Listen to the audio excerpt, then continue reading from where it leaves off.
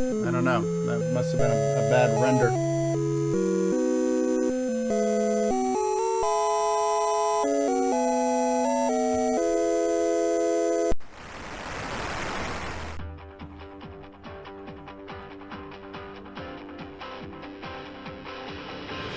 This is CoCo Talk, the world's leading live talk show featuring the Tandy color computer. It's time to drop your socks, grab your real-time clocks, and let's rock.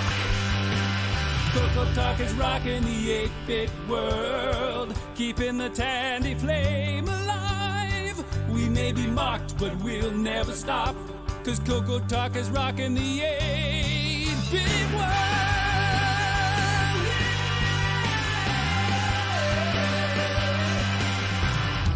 Good afternoon, everybody. Welcome to CoCo Talk episode 202, the show that just keeps getting better despite all the loud keyboard clacking I hear from the panel right now. Good afternoon, everybody. CoCo Talk is rocking the 8-bit world, keeping the Tandy flame alive. We may be mocked, but we'll never stop, cause CoCo Talk is rocking the 8-bit world.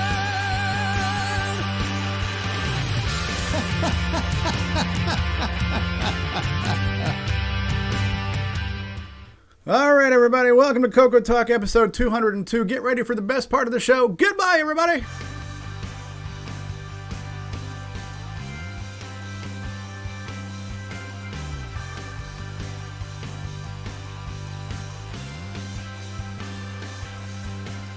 This concludes another episode of CoCo Talk, the world's leading live. We like to recycle these jokes. It never gets old. It never gets old. Welcome, everybody. Amigos, Retro Gaming is out there. Boatofcar.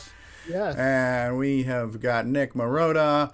We have got Mark O. We've got Sloopy. We've got L. Curtis B. We've got Dave and Sharon. We've got Terry Steege. We got Jim Rye. Tom Eric Gunderson is out there. TJB Chris and Samuel Gimes and Mark Overholzer. David Ladd. Frederick D. Proventia. FrodoNL. Retro ENG. Kevin Holloway. And Mikey, he likes it. He likes it. Scott Cooper, 8 bits in the basement. And Chuck Allison is out there. Paco Atakte, Frederick. And my goodness, we have got more people in the live audience than we do in the panel right now. And good afternoon, everybody. This is amazing. And of course, we've got an incredible panel in store for you as well. So we're just going to go around the room. We're going to start with everyone's favorite Australian game developer. You know him, you love him because he likes to say, crikey, it's Nicholas Marentes. Good day, Nick. I was just going to say, I didn't know Craig Stewart was on today. You put me first. That threw me. I hadn't woken up yet. Good day, everyone. Good day, Nick. We're going to skip over Mr. Enthusiasm. We'll save him for last. We'll save the best for last. We've got a guy who takes live streaming literally. He's an internet celebrity. You know him. You love him. It's Grant Leedy. Hello, Grant. Hello, everybody. Hello, hello. And Ron Delvaux is up to his game here. He has got a slideshow behind him showing off all kinds of cool CoCo imagery now. Ron Delvaux, welcome to the program.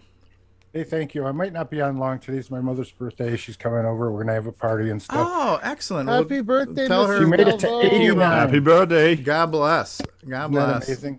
It is. It is. And We'll make it even more special by making sure Stevie does not sing it out loud to your mom. Happy birthday, Mrs. Delvaux. Happy That's birthday. not the version I remember. All right. But you don't want her to sing it to you. Okay. That's rough. We've also been joined by Alexander Wallace and Qui-Gon in the live chat. Chuck Allison is out there saying, crikey, 8 bits in the basement is here. Ken Reichert.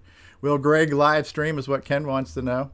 We've got a guy driving somewhere. Speaking of birthdays, and since we have the panel assembled, we could all do a live rendering of Happy Birthday, Sarah, because today's the lovely Sarah's birthday, the best half of Jason Reichert, a.k.a. Sarah.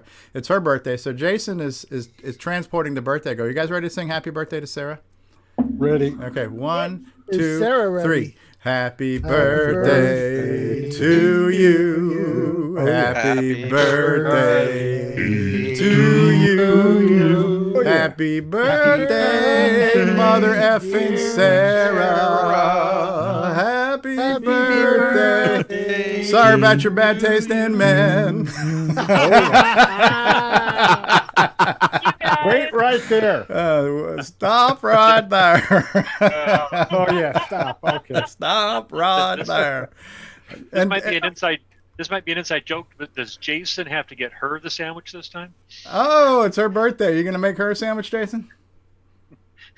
I took care of that. We went to the drive-thru at Wendy's. Here's your burger. Happy birthday. All right. Where are you Asparagus. Yeah, where are you kids off to today? Oh, just head off into the highways and byways of the tri-state area. I'm gonna meet up with some friends and have some celebrate her birthday later today. All right. We have from the NL, we have FrodoNL with us. Hello, Frodo. Hi there. Welcome. Thank you for being here. We got a guy. Yeah, Curtis twisted my arm. He twisted your arm. Wait, listen. We do have harassment charges that can be filed, and I'll be a witness if necessary. So yeah. We got a guy who likes to collect things. I'm not sure if he qualifies as a hoarder because everything looks organized and on shelves, and he probably has a list. So if it's organizing and you know what you have and you know where it is, it's not hoarding. Brian Wieseler's with us. Hello, Brian. Hello, all. Welcome. Welcome to the program. We got a guy who sometimes has a frog in his throat, but he often makes rooty tooty sounds that come out of various orifices on his body. You know him as the Music Man. It's Brian Schubring. Welcome, Brian. I am the Tutti Frutti Devil. And Here we go. Oh, my How's everybody goodness. doing? Thank you for having me on board. Thank you for being here. I know a question came up on Facebook recently. Could you use the CoCo as a MIDI synthesizer? I think you started answering that. The CoCo itself can't be the synthesizer, but it can certainly be the controller and the sequencer. So we have experts in the field standing by to answer your questions live on Facebook and in Discord. Your community experts are standing by. We got a guy whose name is so nice. We must say it thrice. Let's say it once. Let's say it twice. Let's say David Ladd. Oh, you see, you knew it. Yes, you knew that was coming. Yes, I did know. I didn't do the 1, 2, 3 because I knew. This time I saw you were going to pull the football out of the way. All right, here it is. Here it is. This is the right button for you. No, it's not. Stop right there. No, that's not the right button. Okay, let's try this one here. Thank you. Yes, you're too kind, and thank you. Is that the one? No, how about this? I got another button here. I think it's the toilet flush one, isn't it? That's a real bargain. Okay, let's try this again. Name so nice. You must say it thrice. You know him. You love him. It's none other than Nick Marotta. There you go, Nick. How you doing, Nick? I am fine. Thank you very much. That's funny. Thank you for Until being that here. segment, yes, he was fine. You said we have an outstanding panel today, so should we leave before they get here? That's or it. That's how's it. the turnover going to happen? It's going to happen. Now to this next Okay. guy, I only have 3 words to say to you. Those 3 words would be Bless your heart. bless your heart, everybody. It's Terry Steege. How you doing there, Terry? Hey, everybody. Oh, Terry, I've been praying for you, Terry. So, he's speaking of collectors. Terry's got a couple of things in the background there behind him too. But couple things. Yeah. I don't think you've quite qualified as having a problem yet, right? You have everything under control. You can quit at any time, right? I got a lot of TDP stuff. I might have a problem. Speaking of having problems, L. Curtis Boyle's with us. Hello, Curtis. Hello, everyone. The host of Michael Furman's favorite part of the show, Snoozy Newsy. It's L. Curtis Boyle, everybody. And he's not going to like today, then he's going to have a very short nap. Our resident Atari guy is here, maker of Drive Wireless. Sloopy Malibu's in the house. Hello, Sloopy. Greetings and sanitations. Greetings and salivations to you. And we got a guy who's working on CoCo networking, among many other things. Rick Ulland's here. How are you, Rick? Oh, fairly well. Melting, in fact. Melting, in fact. All right. We got a guy who is quick on the draw to post the links to the news as Curtis reads them. Mark Overholzer's posting them. Thank you for being here, Mark D. Overholzer.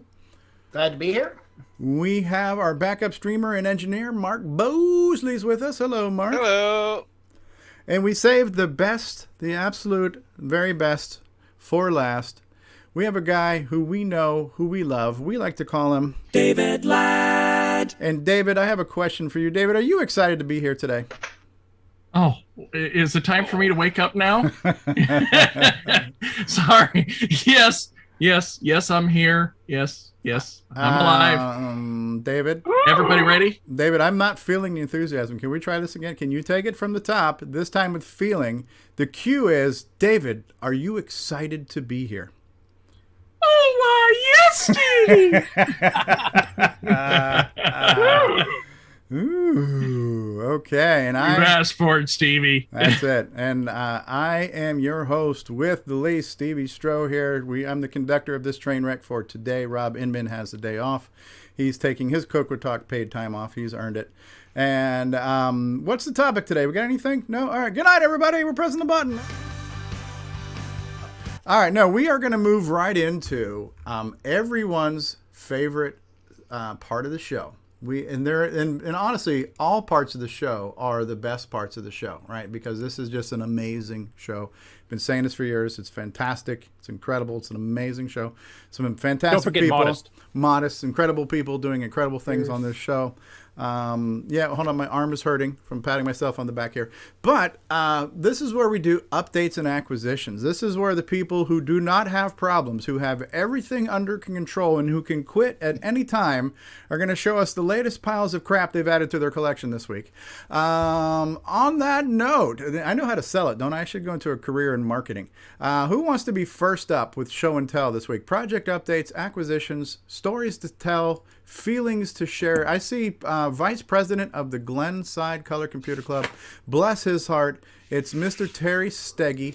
Terry says he's got something he wants to show. I need to figure out. See, I've taken a week off, and I don't remember how to control Zoom. There we go. Spotlight. You're in the spotlight, Mr. Steege. I'm going to break these cameras. Right. I got a couple cool things. I got a Radio Shack mug. I thought that was pretty cool. Very nice. It's clean even. It's even clean. Was yeah. it new or was it used? Well, did you have to scrape out like burnt coffee in the bottom of the mug or anything? Or? No burnt coffee, no dentures, nothing. It was wow. nice. Awesome. So I was happy about that. Very nice. Great catch. Not CoCo related, but I thought it was kind of cool. I got the Radio Shack RC truck. Nice. So and then Mr. Ed Schneider for my Vader CoCo made me a black Mega Mini. Mini. Oh, yep. So I thought that was pretty cool of it. That is very cool. Got to get a shot of it together. Stuff. Yeah, that'd be, as Ron Delvaux says, a picture of that plugged into your Darth Vader CoCo would be nice to see at some point in time. That'll be next. I just can't lift anything at the moment. So. Okay. Now, it would be neat if there was like red blinking lights and stuff and all that kind of stuff, so. Yeah, I've got a couple LED, USB LEDs set up on my Vader that I was just going to plug into it and then have it probably down on the inside, maybe glowing. I don't know. We'll see. Very cool. That's pretty cool of him to do that for me. So. Nice. What else you got? That's all I got right now. Oh, what a loser. Thanks for wasting our time, Terry. Well, I got all three versions of Downland if you'd like to see. Okay. Yeah, I would. Let's see it. Can you read the catalog numbers? And you do look well put organized. about a 2 on the Brian Wieseler scale. Yeah, right. Yeah, it's not a competition. Yeah, much like the game on, it's not a competition. However, we do have a list of who has gotten the best each week, and so far you're on the bottom of that list. No, but that's okay. We love you. Terry, yeah, bless Terry, you. I will see your. Yeah. Terry, I will see your worry, stuff Terry. and raise you by 1. So. I know that. Don't worry, Terry. You said you can't lift anything. Don't worry. Stevie can't carry you too. Oh. Can you put Sarah on? Can you put the better half on, Jason? Yeah, how do we trade? So Brian we'd like to upgrade, Wieseler, please. Brian Wieseler, a guy who gets a few things every now and then. Okay, so Terry has shown us 2 things. How many things are you going to show us, sir? 5. Okay. All right. So slow day. I'll see your 2 and I'll raise you. Okay. So. Well, a couple dragon items that I got from over the pond. Thank you. Yes, you're too kind, and thank you. Got a cartridge. Okay. Let's see here. Meteoroids. Meteoroids. Meteoroids. Yep. So I got that cartridge. They're a little different looking. Yeah. You know, they don't have a little shutter on the back of them though. It's just a molded case. So yep. That's a neat cartridge. And you noticed the screw was on the bottom too. Did you notice that? So it did not go. Now is the label on the other side? Now this is interesting. Unlike the cassettes that got really good labels and artwork, this cartridge is very generic. But still, they did put a screw on the bottom where if you had a fancy you don't puncture the label. You wouldn't screw that up. I like that. I like that. I noticed design. it's got thumb grips there to pull it out with too, which is kind of nice. Yeah. Nice. Okay. Yeah. Cartridges used to come in pretty nice packaging, though. That was a lot like the cassette boxes on the outside too. So similar labels outside. Okay, so it had the good packaging on the exterior. Yeah. Okay. Just cool. the label on the cart was kind of. Yeah. No, that's cool. I've never seen a Dragon cartridge before. Neat. And then a couple pieces of Dragon music software. This is called Music Maker. Okay. And it came in this little thing here with the documentation, and it's a cassette type of program. And then another one here. This one actually has a nice box on it. It's a Dragon. It's called Music Box. Music Box. Look at that. See, that is nice packaging. And again, it has the documentation and nice cassette. Cassette and manual. Sexy has joined us. Karen, hey, Sexy. So what's missing? I don't know. I don't know if this was like a multi-purpose type of cartridge. You know, where it could have a cartridge or cassette. Yeah. I don't know. Makes you a little nervous. Yeah. Yeah. Well, what's missing? Something might be missing.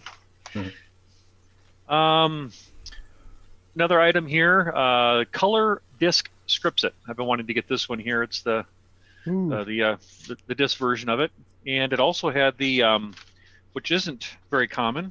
Where'd it go? It had the keyboard overlay. The template. Oh, neat. Yeah. So it came with that. Isn't that this week's game of the week? Color Disc Scriptset. Yeah, where you can type in your own high score. And then another item here that Neil on the RMC the Cave YouTube channel. Okay. He had done this maybe it was 3 months ago. This is not exactly CoCo related, but it's kind of an interesting thing. I'm going to try it with some of the cassettes. This is a cassette player that can be mounted into like your 5 1/4 bay, like where your CD-ROM would be on a regular PC. Interesting. Half height 5 1/4 bay mount. Yeah. Yeah, and then you can play cassettes in here. It's not software dependent; it's strictly hardware.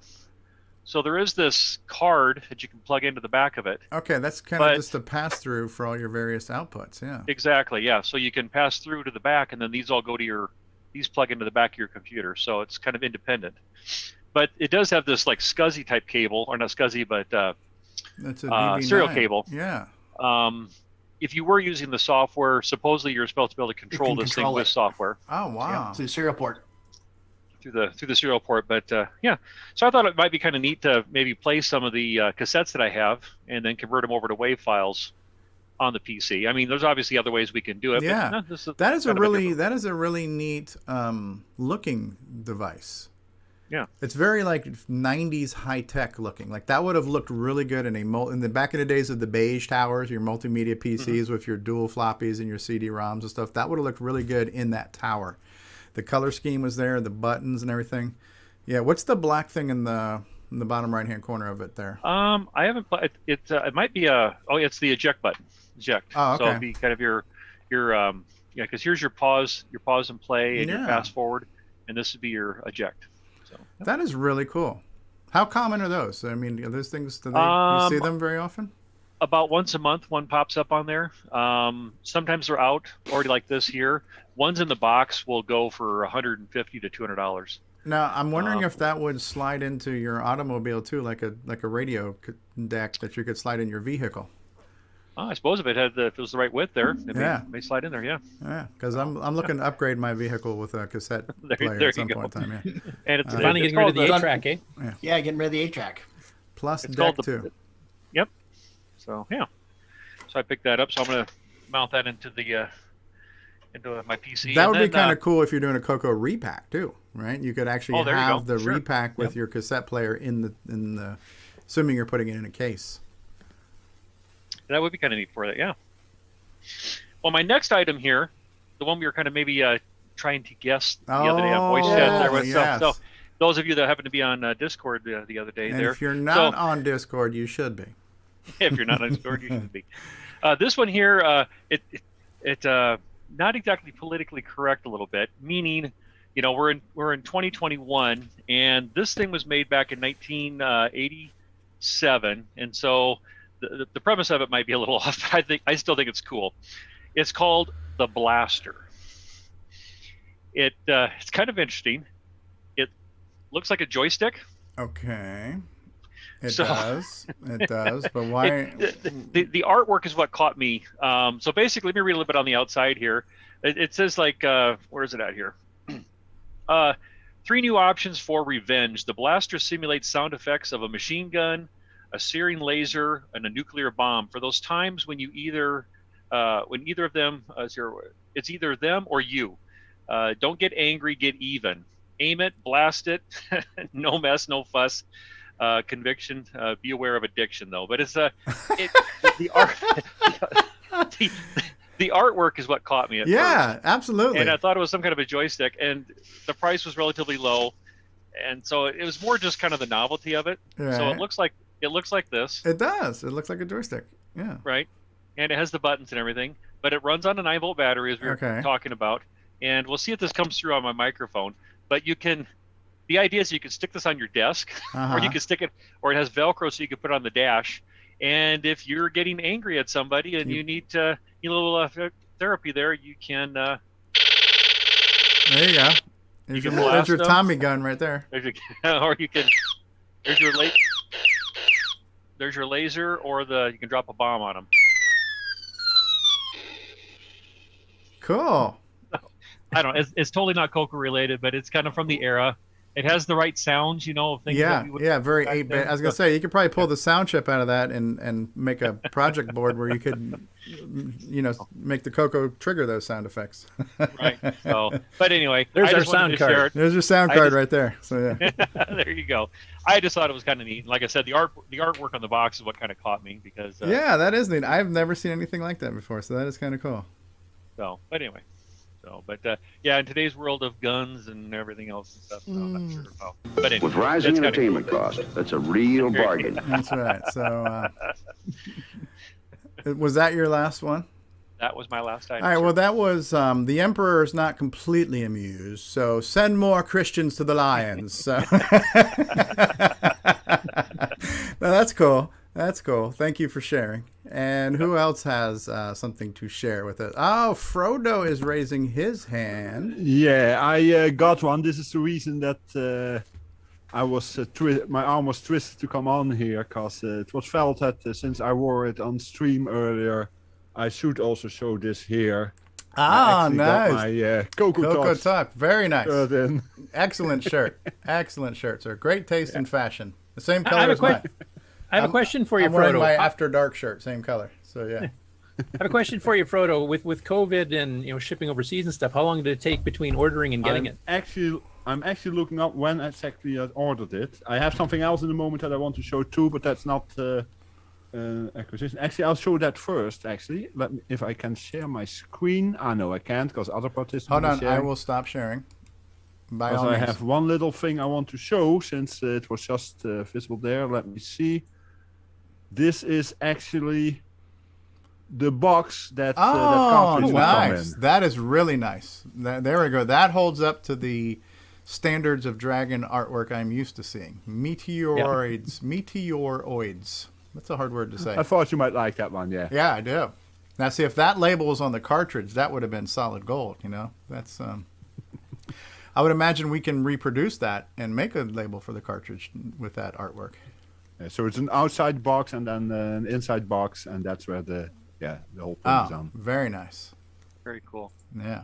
I thought I'd quickly share that. Yeah. And I will look up when exactly I ordered the shirt, because it arrived yesterday and came from Sweatshirt Partner. It was ordered on the 31st of January, so it took us over a month, but I noticed that it especially got stuck in the States.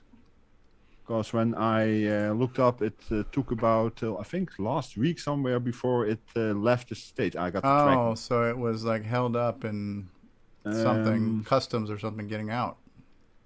Everything is getting held up in the States.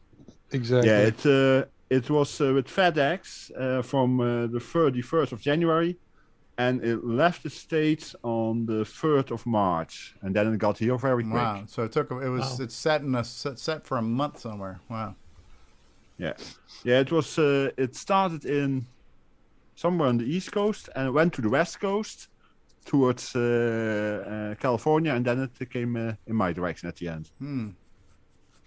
Always fun. International mail. Well, that's cool. Looks but good it's a on nice you, though. shirt. I like it. Yeah. Excellent. All right. Who else has a project update or acquisition they would like to share with us? I see Brian, the Music Man Schubring, is raising his hand. Hello, Brian. I think you're still muted. Okay, There I you just go. had to get my. Oh, you're not muted. You're not muted anymore. No, I just had to unmute. Just a few things. As most people know, I've been doing a lot of amateur radio, or in the past I haven't been doing too much right now because my antennas have been blown down. But some old equipment that I've been messing with again. This is a packet modem for packet radio and all that I've been messing around with, and that I used to do a lot with it, but not really a lot with the CoCo, and I've been hooking it back up for the CoCo and trying to get some software written, and some other equipment that I've got. If everybody can see that, this is another TNC, but this is an old one from Japan. It was for doing RIDI, CW, ASCII communications, which is basically 5-bit ASCII communications because they didn't use full 7 bits worth, and that. So I've been messing with that, and I finally got some proper solder. I had some cheap China stuff that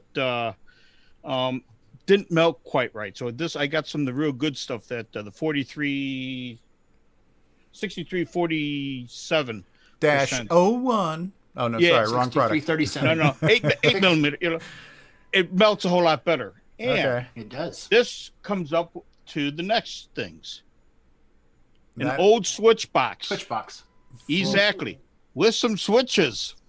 Okay, now this looks like a product that Jason Reichert might provide in the future. No, well, what it is that with the different equipment, you have to, with the CoCo, you have to short out, what is it, RTS,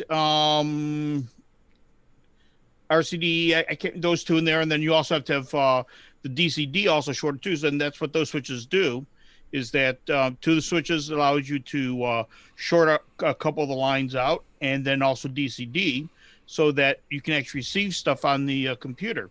And then also you can take and swap line to, transmit and receive, so that instead of having to build a special cable, you can go with the straight through cable and just flip a couple switches to get. Okay, so you can make it become a crossover cable. And so this is exactly. And it just makes it a lot easier. And I can have on the back.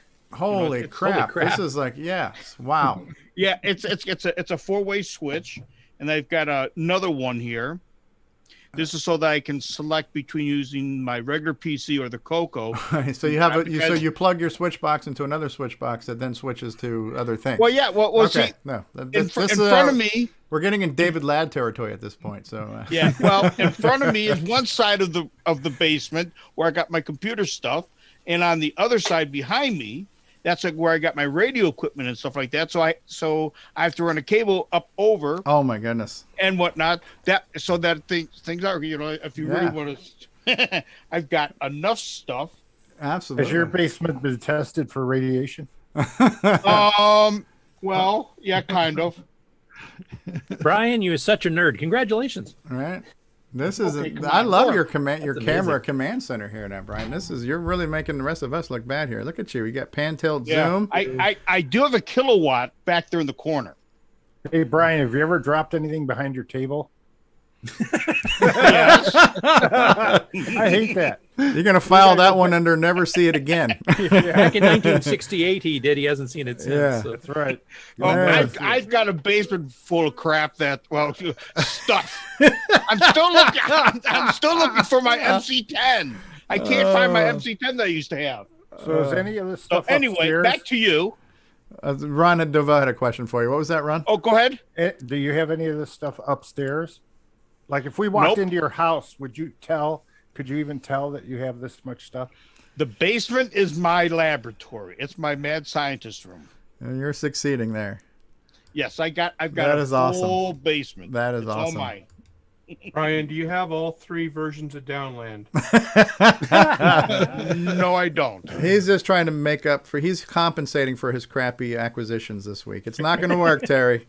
Not going to work, Terry. So. I have what I have, and I play with what I have. If I don't have it, I build it. There you Or go. at least I try to. Or you find it. Or I find it. Yes, exactly. I found stuff. I've got color scripts, some edits, I got books and stuff, tapes, discs, whatever. Awesome sauce. So anyway, that's what I've got. Who else has got something to share this week? Anyone? Sloopy Malibu's waving at us. Let's make you spot lit. Print Mr. Dave stole my color. Run. Oh, okay, sorry. Hello, Sloopy. Greetings. I've only got one thing to show. Oh, okay. Well, it's a foil bag. Ooh, that's a CoCo SDC. I finally got one. Is that the blackout board? Is that the Boyson board? Yep. Okay. It is one of the last, if not last one, that he's shipped until he gets everything settled. Okay. So, But does it work? I do not know. I haven't tested it yet because I've got so much to do. I had just pretty much nothing to do. Then all of a sudden, a bunch of stuff came in. I got a bunch of stuff to do, and I've been busy. I mean, burning my fingers for 8 hours a day and moving stuff around, and got my new computer a couple weeks ago. My old one was originally supposed to be a gradual change to the new one, but it decided that it didn't want to go anymore. So I'm just running around like a squirrel on an energy drink. Okay. A squirrel on an energy drink. I like that one. Oh, man, I'm exhausted already. Rick Ulland is raising his hand very politely, I must add, too. This is the gentleman of the panel here. Hello, Rick Ulland. How are you, sir? Pretty good. I have a few things, but apparently not a raise hand button anymore. I don't know where that I went, wouldn't have seen it if you did it. So I'm on cool. screen Well, overload right now. So yeah. Equally well, yes. So yeah, I've got a couple of things. Here, I'll steal the screen and change windows, I hope. Uh-oh, I can't get to my window changing thing. Can't help you there. Oh no. There's a pop-up. Here we go. Now we're there. Okay, so our resident astronomer Ron Delvaux did. Yes. Now can I get rid of this stupid menu? Go away. I like that $9.99 price tag there. Yes. He caught me on changing my Model 1 in my background to a Model 3 when I put the Model 1 on the bench. Now keep in mind this is a 16K Model 3 with nothing but the black and white TV stuck in the case. The hard drive or the floppy drives don't even have mounts, so that's not a good shot. Here's the other side. Yeah, $9.99 for 16K cassette only. Wow. It doesn't even have the mounting hardware for the floppy drives in it. Wow. It's just a big empty case. You look in the top, you see the slots on the bottom. Oh, you do have a keypad though. Yeah, it does have a keypad. And the computer's in a little box the size of, a folded sheet of paper. It's really amazing that costs $1,000. Well, in this case, it was marked down to $6.99. No, such a deal. Yeah. With rising entertainment costs, that's a real bargain. You're probably not going to see smoke come out of this one, are you? No, it actually runs great. Yeah. So I dug it out of the attic and wiped off some of the dust, and it works fine. Oh, it'd be cool to put one of those cassette things in that. Oh, right, in place of one of the drives. Yeah. Except I would have to cobble together some kind of mounting system because it really is empty plastic. I have a question for you, Rick. The 16K RAM badger, is that the exact same as the CoCos? I do not know. I would have to find out. I just want to reuse those for the various I believe models. they do fit. It looks awfully It's generic. probably the same size. I don't know if it's the exact same font and layout, but may or may not be. Isn't that a cool reset button though? Right? That's the reset. That's not the power. The power is like a rocker switch off to the side somewhere in the back or something. Exactly. Okay, so that's reset. Okay. Yeah. Because like I had never seen a silver CoCo with a 64K RAM badge back in the day, but I've seen pictures of them, and apparently that's the same 64K RAM badge that they use on the Model 3 line too. So. Oh, I just have another thing I'm going to have to add to my little demo here. No. Okay, and then kind of CoCo related stuff. The slow boat from China finally got here, and I have my gal programmer. Hey, it just showed up yesterday, but I'll be able to move forward on my network project now. And I've even gone so far as to build this little Who's It to test it with. I like the lights. I approve of the lights. I'm ready to go. Now I just have to actually do some work. Let's see. I guess I'll have a weather break while we're here. The Christmas deer are almost free. Ooh, any updates on the hot neighbor? Is any better footage of her? No, she's staying indoors. You remember this one was buried, and this one was buried up to its deer parts. Wow. So yeah, that's significant melting with no rain, so we didn't flood. So that works out well. Nice. Yeah, you're definitely melting faster than we are. We're melting a bit too, but not that much. Where are you at, Rick? I'm in Milwaukee. Wow. So this is what happened in Milwaukee. Yeah, it was a couple feet on the ground at once for a while. That was a little much. Hmm. And then we're getting a message from Henry in YouTube who says the 64K RAM badge must have been from another line. The Model 3 never shipped with more than 48K, and I think the CoCo 1 with RAM badge maxed out the factory at 16K, I think. I don't know. But yeah, I have seen... Oh, there was 32K RAM badges from Tandy. There was sure, 32K, and then I've seen 64K ones, but I just don't know if they were CoCo originals or they came from somewhere else. Well, what's on your machine, Rick? 64s and 128s were Model 4s. Okay, Model 4s. Okay, 64 and 128. Okay, that's what TJB Chris just said too. Gotcha. Yeah, no, for $1,000 you got 16K. With Rising That's what's on Entertainment, yours, yes. right? 16. Exactly. Okay. Oh, I remember these. The old Ever-Ready batteries. Oh my god. Remember when batteries didn't leak? Yeah, look at that. I pulled these out of a slide viewer. They're down to 0 volts, so they've been pulled completely dead. Right. But And there's they're no leakage. Absolutely no leak. 25 cents each. No. Remember the chargers? You can put those in. In fact, the slide viewer had the charger Those are adapter. carbon. Those are carbon batteries, yeah. Wow. That's a blast from the past right there. You can Those are charge probably like 40 years old. And then we used to take those and put them in the oven for a short time, and you get more out of them. Kind of regenerate them, yeah. Yeah. Wow. Okay, That's cool. like shaking a toner cartridge to get a few more prints out of it. It's not empty. Let me just, it's like an Etch-a-Sketch. Just shake this thing up in it. Right, we can get one more page. And then I have this. I don't know how rare these are, but I was very strange that I found it. A CoCo 3 keyboard. No, that's a deluxe CoCo keyboard because the color. It looks like a CoCo black. 3 keyboard with a black bezel. Yeah. It has function keys.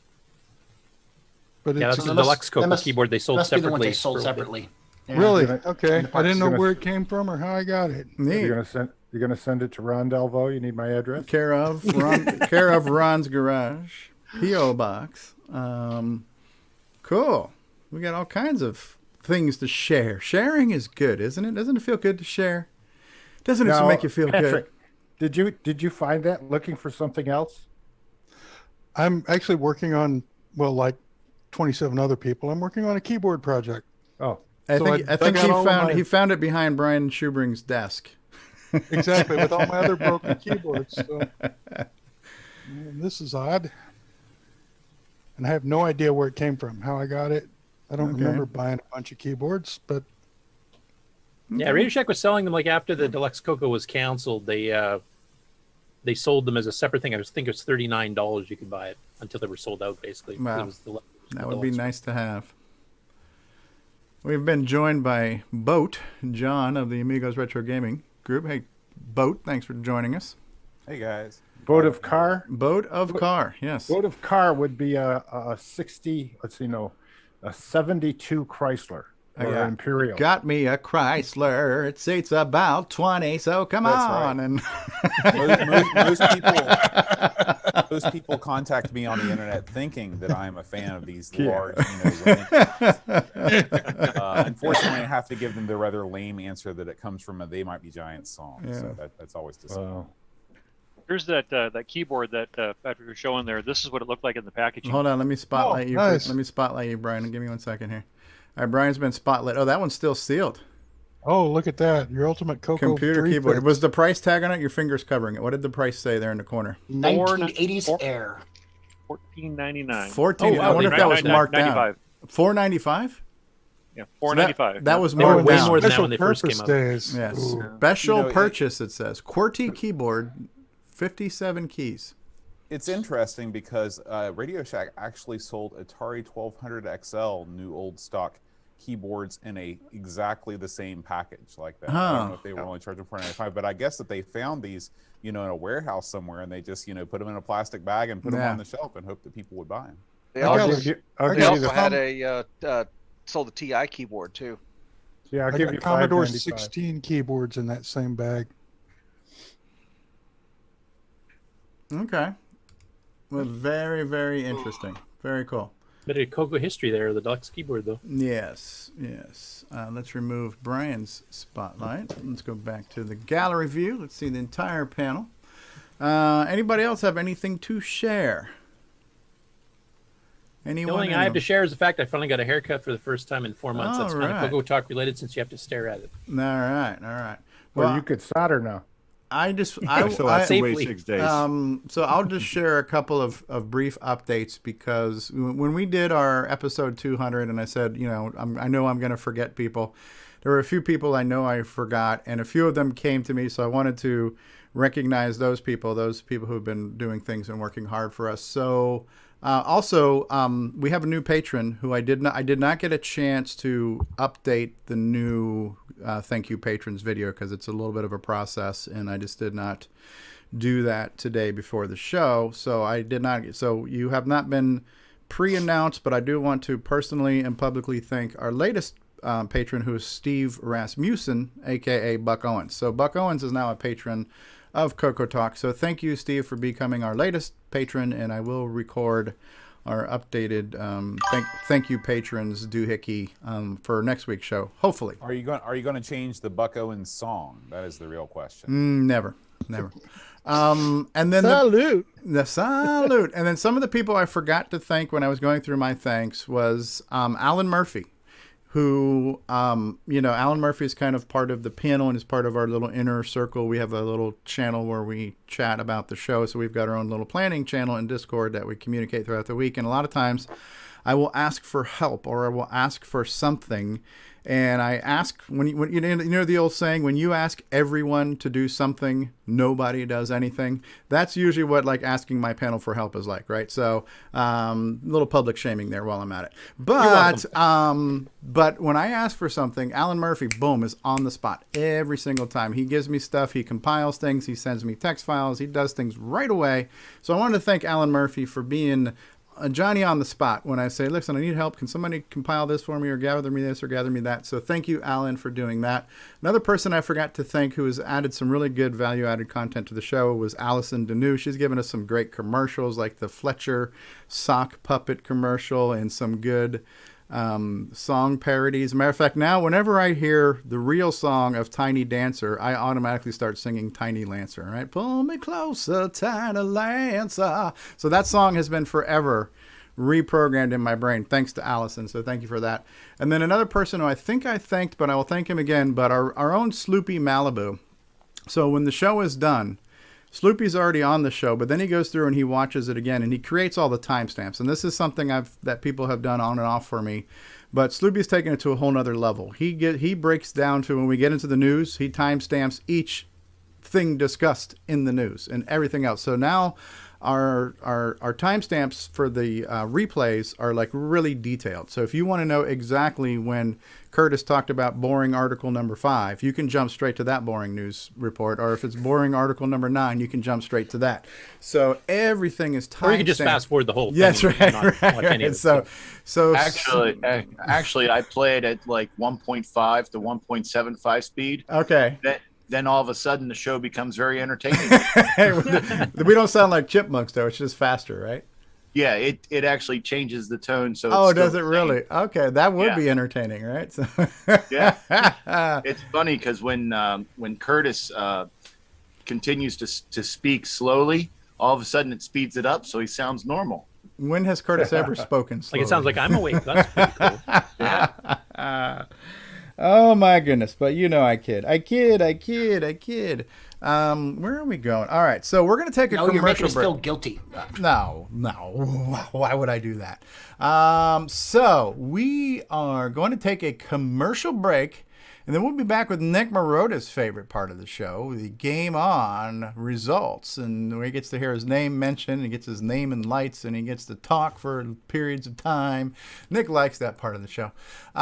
So we're going to take a commercial break. And you know what? Here's what we haven't done in a while. Rather than just doing a normal commercial break, we're going to go ahead and pause, and we're going to hear one of the greatest hit songs to hit the CoCo community in the past 40 years.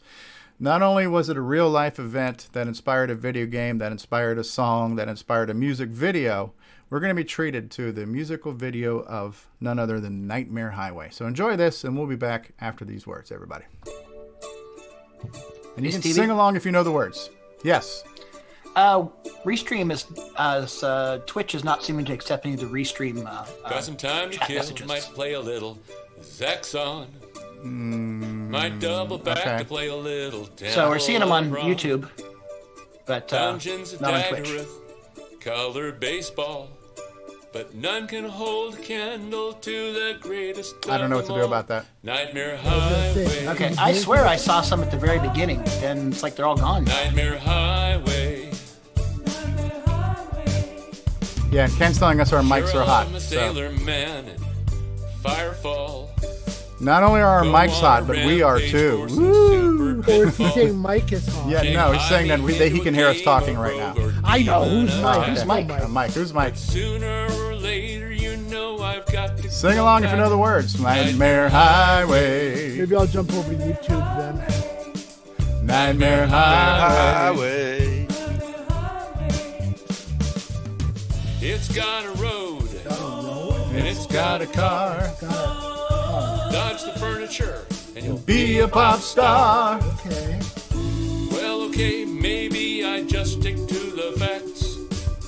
To tell this truth, this game Really ain't all that. Nightmare Highway. Nightmare Highway. Nightmare Highway. I used to bow down To the Donkey King. Sailor and Cashman used to be my thing. Megabug, Buzzard Bait, Sea Dragon 2. But none of those can satisfy me much as you do. Nightmare Highway. Oh, actually, I haven't done the new to Discord either, so we'll do new to Discord after this, and then we'll come back with Nick Marotta. Nightmare Highway. Nightmare Highway. Nightmare Gotta be the single. Highway. Play some Skinner, man. Nightmare Highway. And I was just kidding, everybody. I love the news. I love the news. News is amazing. It's fantastic. No, you don't. Incredible. You're trying to butter me up. The news is amazing. Everyone's favorite segment, the news. All right. It's time for everyone's favorite segment, Who's New to Discord This Week? Please welcome Tech Doc Carlos, who says, I used to work part-time at my local Radio Shack while in college and used my employee discount to buy my first real computer, which was a 64K CoCo 2. After almost 30 years away, I recently just bought another beautiful CoCo 2. Chaucer Dave says the CoCo 2 was my first computer, I think around 1984 or 5, and I credit it for my career in IT. I converted a VC modem pack to a Wi-Fi modem, and I have also been working very slowly on a standalone 6551 Wi-Fi cartridge. KM6NUY or Jay says, I just got my MC10 really working well today. The Vowel, Eric says, my first computer was a TRS-80 Model 1, and I always wanted, but never had a CoCo. I do already have a Mister, and I see there's a Core. VE9SY says, I got my first CoCo in the early 80s, and was still playing with it until almost 2000. I am getting nostalgic and started looking for a working CoCo and discovered Coco Pi. B. Sherritt, Brandon says, I've now got a CoCo 2 in the mail, headed this way. I want to learn more about my new toy and what I can do with it. And as always, thanks go out to David Ladd, Jim Rye, Paul Fiscarelli, Rob Inman, Terry Steege, and our CoCoTalk patrons for boosting the Discord server. You can join us on Discord by heading over to discord.cocotalk.live. See y'all on Discord. And now, CoCo Thoughts by Riders on the Samuel Storm. Gimes. Riders on the beam. Riders on the beam. Oh, I love the Doors. With this puzzle we scheme. Into this game we're thrown. Like rolling without a stone, a teen girl on the phone. There's a chaser in your road. He looks a bit like a toad. He does. Spinner, ruin your day. Have another play. If the beam you cannot ride, another guy will die. Chaser in your road. Yeah! Riders on the beam. Woo! Free bird! Riders on the beam.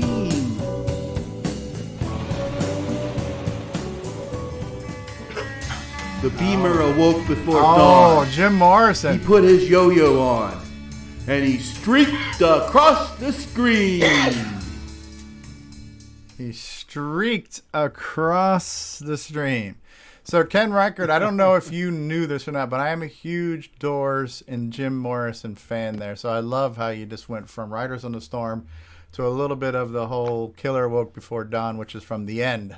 And the Killer Awoke Before Dawn. Awesome. Good job. Good job. Thank you, Samuel Gimes, for doing that. Did I say Ken Reichert? I meant to say Samuel Gimes. Thank you for doing that. What did you guys think of that? The Beam Rider song. Like it? Oh, yeah. Right. Awesome. I didn't know what he was going to do with it Yeah. this week. Riders on the One of his Beam. better efforts. Yeah. Yeah. Just so you know, Ken, wrong arm. I have Jim Morrison tattooed on my arm. So yes, I'm a fan. wow. I'm a fan of the Doors. Have been since I was old enough to get a tattoo at least. So very cool. Good song. Now, without any further ado, it is time for the high score Game On Challenge results with Nick Marotta. Here we go. Nick, are you ready to hear your name and see your name in lights? I am. All right, here we go.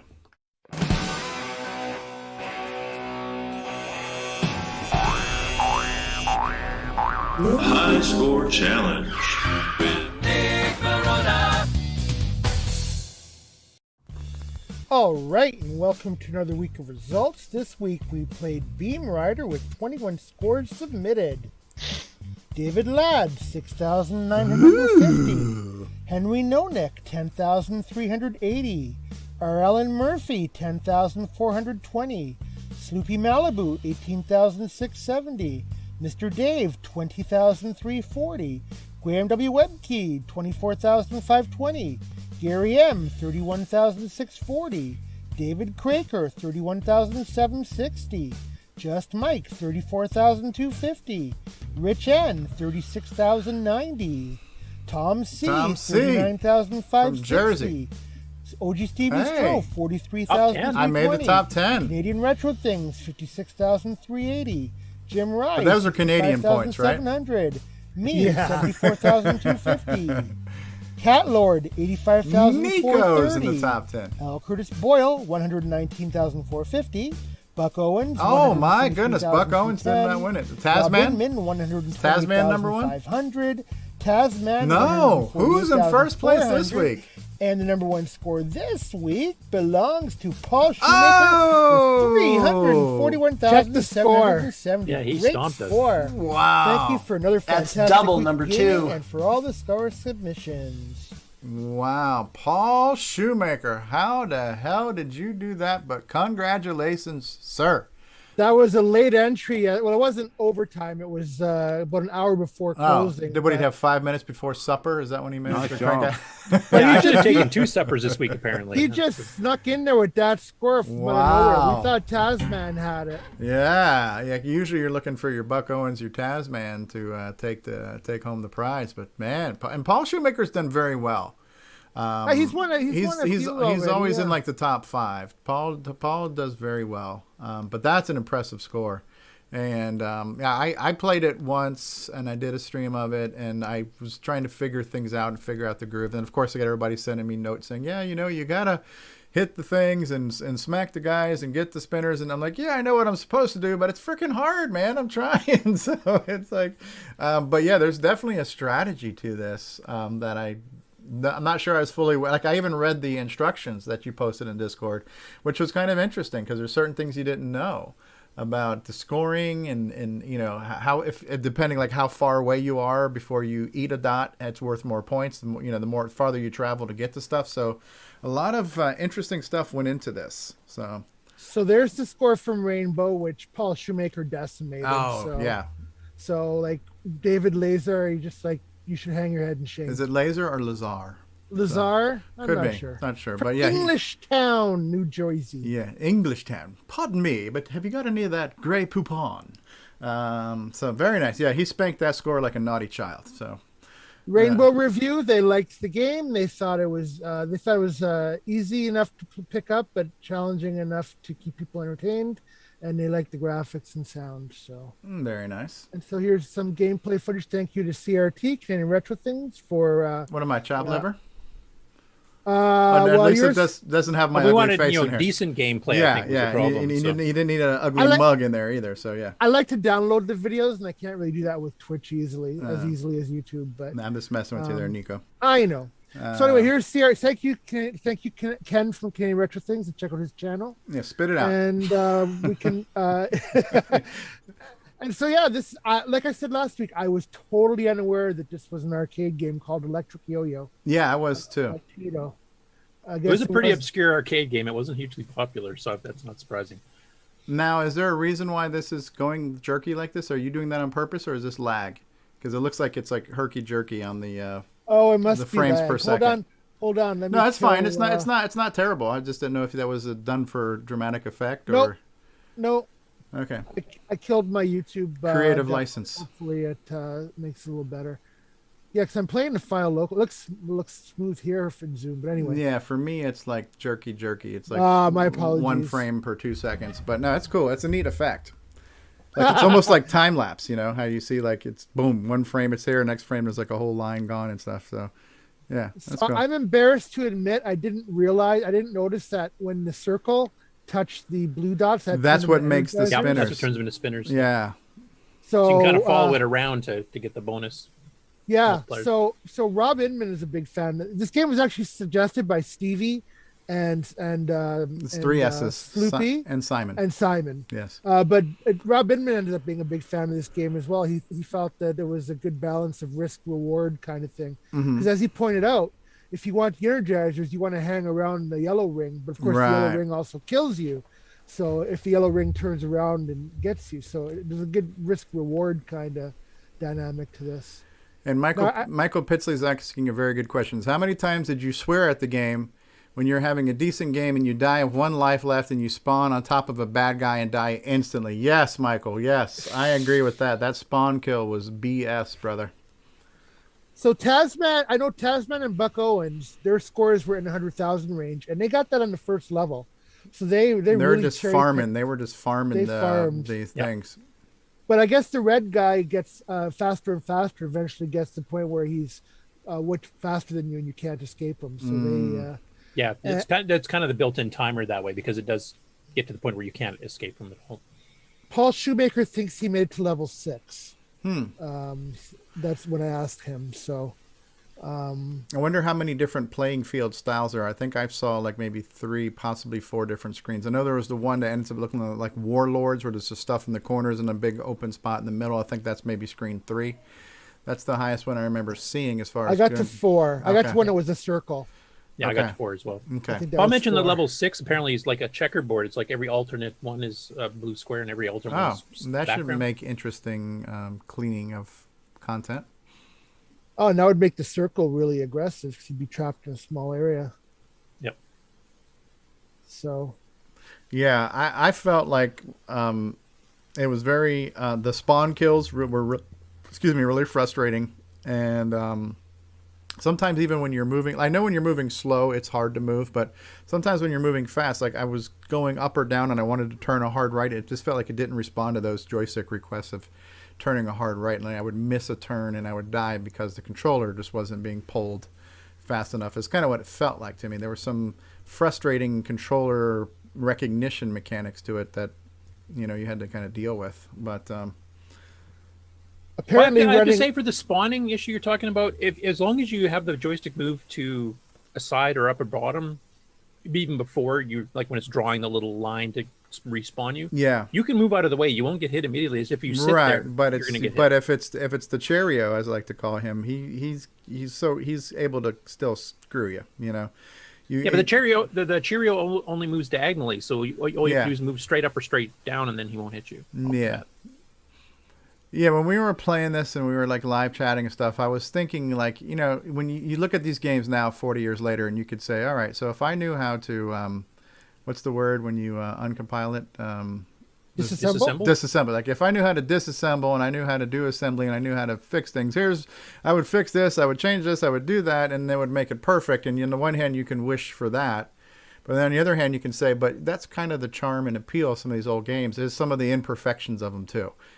For better or for worse, some of these crappy mechanics and lack of response to joysticks and the spawn kills, all those things that piss you off are kind of part of the DNA of what these games were like back then. The times were tough and, men were men, right? So you had to deal with it. So it made a man out of you, playing those games. So. And this is actually a good example of one of the games that we were discussing it on the Amigos channel late yesterday, or even this morning, on Frodo's channel, about the fact that the 1977 to 1983 time era is when all these completely original game concepts were coming out. Like, this isn't really like anything else. And you've got, eating dots a bit like Pac-Man, but, that stretching yo-yo and all that kind of stuff was a unique game mechanic that never really got duplicated elsewhere, even though it's a lot of fun. And that's something that's missing nowadays, because nowadays it's just, improved graphics and sound on the same thing you've done for the last 20 years. Yeah. I must have been. I miss the days of innovation. I think the government put a lockdown on making really good weed. And then as the crappy weed resulted in crappy games. So those guys in the late 70s had the good weed. So that could have been it. There's the donut. Yeah, level. There's the donut round. So yeah. Yeah, I didn't see the donut round. That's as far as I got. I did not. I never saw the donut round to my knowledge. I don't remember though. So Rob also did pretty well in the game. He got 100 and something thousand as well. He got a lot of his points by hitting the red guy when he was charged up. If you can get a red guy in the middle and you've got a lot of blue squares aside, you can just go bang, back and forth.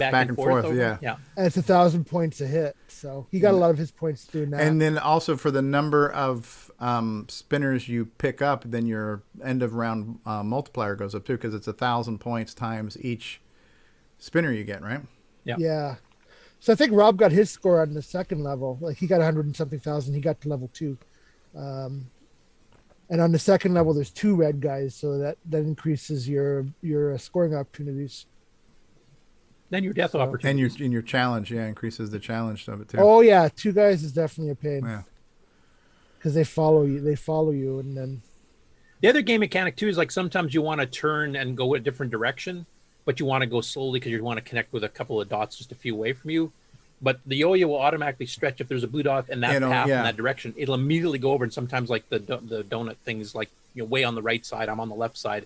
I just want to move right 1 or 2 spaces, then pick up some dots above me, and it'll just shoot across and kill you. So it would be kind of cool if you could like make it where the beam would not shoot out until you pressed your button. Where I think the game would lose some of the appeal, because that's that's part of the thing where you have to keep track of that stuff. So. True. Yeah, that's what I'm saying. You could sit here and think of all the ways I could make it better for me, but then you do lose some of the appeal and some of the core challenges that are in. Yeah. Okay, so Scott is saying, Tasman, work the 2 red bugs together and then energize them for 2,000 points a hit. Yeah, because 2 times 1,000. Yeah. Oh wow, that's cray. CRT up there with the scores. Look at that. Yep. Nice. This was his fun game. So 21 players is pretty good. That's our average, right? That's our new normal, right? Yeah, it was well received. Yeah. I wasn't sure because I figured probably this was under a lot of people's obscure. radar too. Yeah. And so just so, and I love it because, you know, we give each other crap not only on the air but off the air. But, you know, I was getting a little bit of guilted because I haven't been playing the games. I'm not going to mention anybody's name, Nick Marotta, but you know, I am not. Although I have real hardware, I'm trying to downsize my setup as far as space. I'm trying, unlike the hoarders who are just adding more shelving units to pile up all their goodies. I'm trying to clean up my space here a little bit. So I'm trying to not have real CoCos on my desk all the time. So I'm relying on my CoCo Pi, and I had issues with that with my SD card and my image and blah, blah, blah. But I finally got my CoCo Pi image re-imaged and reworking. So that's how I was able to do my video this week. So hopefully I can do more Game On Challenge participation. You gonna jump on that? Are you going to jump on that Mr. Train, Steve? No, probably. I don't know, honestly. I wouldn't get a Mr. just to play the CoCo because I have real CoCos and I feel like MAME is good enough. If I got a Mr., the CoCo emulation would be a secondary thing. I would probably be more interested in other things that can emulate that I don't have. You know, I already have a CoCo, so I don't need to spend more money to get another fake CoCo. But no, CoCo Pi does the job very well. You know, it's a $100 box and it runs everything I need very well. Yeah. Nick Marotta, I was going to ask you, is this a game you played back in the day, or is this a new one to you? No, this was new to me. Yeah, I had played it back in the day, and I liked it. But I guess it's, and maybe it's just me. I don't know if this is all of us, but I don't think I was looking at these games with any set of analytical eyes. I didn't, and of course, you know, whatever I got as a, you know, friend of a friend discount. So there was no documentation. So knowing things like the point multipliers or stuff like that, that was completely unknown. So having these games and not having the documentation, you just kind of played them and try to do the best you can. I never tried to analyze patterns or look at things that gave me more points. I wasn't thinking analytically. I was just playing a game and having fun. I don't know if that's just me or if no, actually, that's a very good point, because I've discovered that with quite a few of these challenges, even games that I was fairly good at back in the day, I've actually done better at them playing them for literally an hour now because I'm actually paying attention to subtleties and instructions and stuff. And I've noticed the same thing. Yeah, I can tell you from myself, I didn't, as a child playing games, nothing was analyzed. It was just, this is the challenge. Let me do the best I can to play as long as I can and get as many points. And most of the thought was, can I clear this screen to get to the next screen, to get to the next screen, knowing each new screen was going to be harder, but you're always just focused on the next thing. And I never had the mentality of, let me stay here on this one screen and farm as many points on this screen before the clock runs out. That concept was a foreign concept to me in 1980, you know. To be honest, that is still a foreign concept to me. I can do it, but I don't find as much fun. I like seeing, like, what's the new screen look like? How did they lay this out? I think the exploration part of the game is part of the charm. But I have noticed that I'm more analytical. Like, I've actually figured out strategies that I've played the game for 20 years. I've never thought of until recently when we tried it again. Right, and that's one thing in the Game On Challenge I'm noticing is I'm seeing screens that maybe I never saw before because I didn't, you know, so this is fun, but it's kind of hard, and if I can't get any further, then screw it, I'm going to move on to the next game. I didn't push myself to get any further, but now we're going for points, we're learning strategies, we're learning tips and tricks, we're going for completion. There's a lot of different ways you can approach the games. You know, what's the highest screen I can get to? How many points can I get to?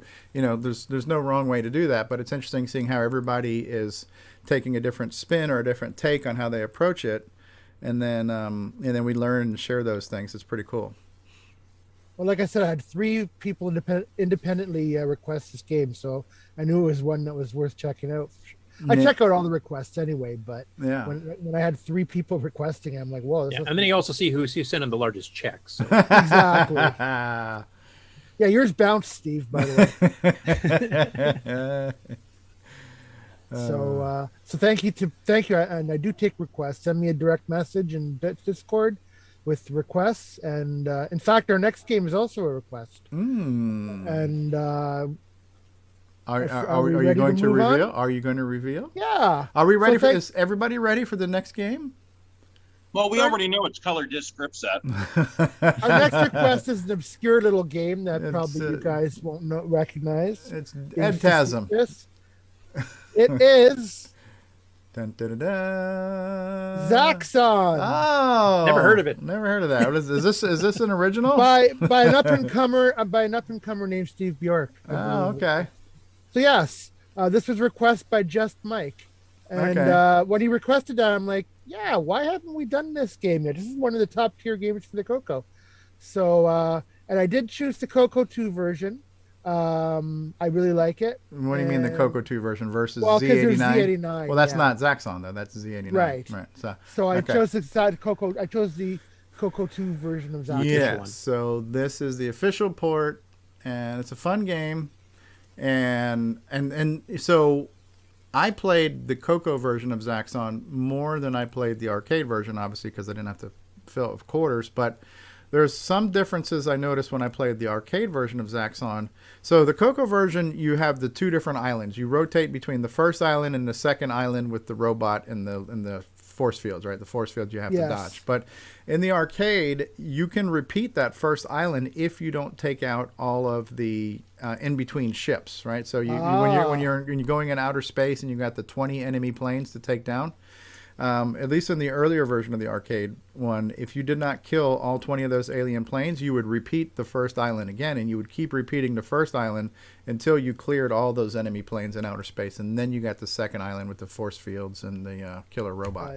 I see. But the CoCo is just continuously rotating the two islands, which is fine. You know, it kind of sucked to keep repeating the same thing over and over again, honestly. So I don't know if that was intentional on Steve's choice, or if maybe the arcade later patched that and this matched the newer version of the arcade, but yep. So that's our game of the week, and thank you, Stevie. Thank you, all the participants, and we'll see you next week. Yeah, and so I do want to mention. Oh, go ahead. Go ahead. No, the Devil Bunny's saying he doesn't remember seeing that, but maybe it's like a 1.0 version of the game, because I know, especially when I played it on MAME a few years ago, I did a video on it, and I could never get that second island to come out. So maybe I had a really old version of the ROM in MAME or something. That could be. No. I just wanted to mention that Zaxxon holds a lot of nostalgia for me, besides the obvious reasons of it being a good game, is that when I was going to high school, our computer lab was all Apple II Plus machines, and there was a ton of Apple fans there. And every once in a while on a Friday night, a bunch of us would bring our home machines to school and then let everybody else play them. So we brought Ataris and TIs and everything else. And Zaxxon on the CoCo was the first one of the Apple II guys went, actually, you do have a pretty decent machine here, because they were pretty impressed with Zaxxon. Yeah, so. yeah. Interesting. Okay, and Aaron's saying that if you killed planes on the first fortress, that took away from the number of planes you had to kill in space. Okay, I don't remember that detail. Yeah, I do remember that. I think, does the CoCo version do that? I can't remember. I don't know. Yes. I tell you what version of Zaxxon I did not care for too much was the ColecoVision version. That one was really weird because everything looked different. That you had these things that looked like little hats on the ground that were supposedly the things that were shooting at you. They looked like silly little, hats that you had to kill, and the sprites really weren't that good of a lot of the stuff on the ground. So I wasn't blown away by the ColecoVision version of Zaxxon. Something I was rather disappointed in that. Sorry. Go ahead, Fredo. I was rather disappointed in the ColecoVision version too. Yeah, I don't know. It didn't work for me either. I saw it a few weeks ago when I was playing ColecoVision games. I went through basically everything that was available for the ColecoVision, and that was not the best. They had so many good arcade converters, but that one was very disappointing. Go ahead, John. Something interesting I was reading in Antic Magazine about the Atari 8-bit version is that the RAM depended on your ability to actually be able to travel vertically throughout the stages. Apparently, you didn't have any vertical movement whatsoever if you only had 8K RAM versus 16 or more K RAM. Oh, wow. In the versions, which is sort of interesting. I'm kind of interested in how they program the game in that way without vertical movement, because that's a big part of the game. But anyway, just kind of a neat thing. Yeah, because that becomes almost scramble or something at that point. Yeah, exactly. And like the Atari 2600 version of Zaxxon was not 3D or isometric or anything. It was just a vertical, top-down one. Now, somebody else is mentioning there is a better version for the ColecoVision, but that was for the Atom, ADAM. So the Coleco Atom, which had more memory, because the ColecoVision, I think, only had like 1K of RAM, and everything came from ROM. So there wasn't a lot of RAM space for programs to run, but the Coleco Atom, I think, had 32K of RAM. So there were like super versions for that. So there was Super Donkey Kong and Super Zaxxon, which came on tape originally, and then I believe nowadays you can get them to run off an SD card or something like that. But yeah, so I remember when I was at VCF Midwest in 2019, I saw the version of Super Zaxxon on the Coleco Atom, and that was really impressive because they actually added more to the game than was even in the arcade. So it was like Zaxxon Plus, so there are better versions, but not on the specifically for the ColecoVision. And just to continually go further off topic, there are memory expansion boards you can put on the ColecoVision now that give it that extra RAM where you can run Atom games on the ColecoVision. It's just it's a little thing that plugs into your front expansion port. So if you got one of those and then got your SD card, like your Atari Max SD card, you could get the super versions on SD card and run them on a ColecoVision with that memory expander. For your information. This and more today on Coleco Talk. Down on Coleco Talk, yes. That was my second favorite system. Frodo, did you try any of the super versions when you were doing your ColecoVision streams? I didn't catch all of them, so. Yeah, I did have a quick look at it, but not very much, but they were a bit better, I agree. So like Super Donkey Kong has all 4 levels with animations and everything else. So it's got the I think they even put Donkey Kong on the correct side of the screen for that one, and they added the Pie Factory and everything. Yeah, I didn't get far enough into Donkey Kong. I'm not that good Donkey Kong player, so I didn't see those levels. But I understood later that, that was indeed the case. Yeah. So, yeah, the add-on board they have for the ColecoVision basically makes it like an MSX. They added a separate graphics chip, a separate sound chip, more RAM, so they also ported a lot of MSX games to it as well. There were a lot of MSX ports anyway, yeah? Yeah, because it's all based on the Z80, I think. So. Yeah. Yep. Cool. So Zaxxon, looking forward to Zaxxon. Are we good on Game On results? Yes, sir. Okay. Do we want to take a break before we go to Game On News? I don't have that many stories, so we can just plow through them and take a break after. So we're going to do Game On News with L. Curtis Boy. We'll do a quick intro to that, just because we can. So you won't hear it, Curtis, but I'll do a talk over. All right, everybody, get ready for Game On News with our favorite foreign correspondent, L. Curtis Boyle. Take it away, L. Curtis. Okie dokie. So maybe be able to share. This time I'll have to remember to do the sound.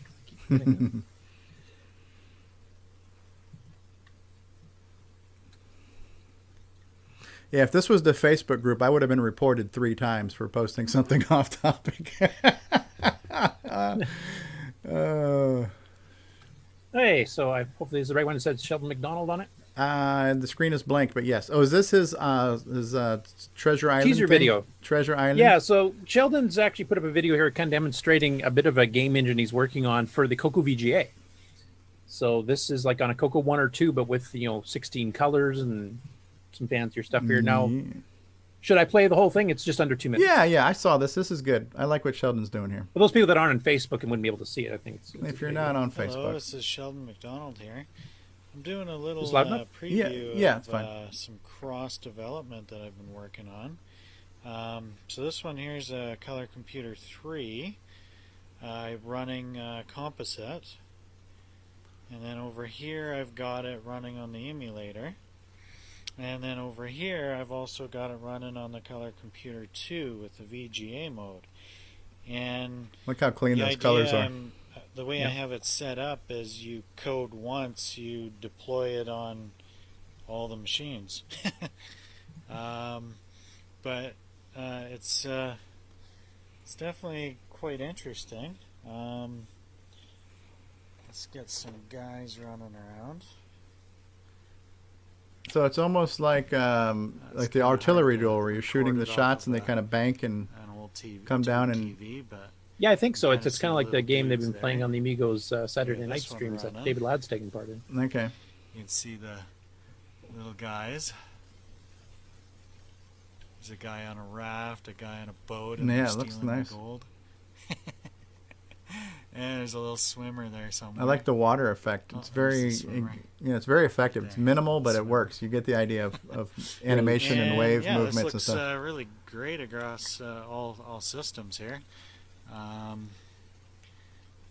Nice thing about CoCo the VGA is you're speed not seems limited to to be good, 64 colors for your palette go slots ahead and either. start You can get firing at them. No, depending on which version, you either have 512 or you have 32,768.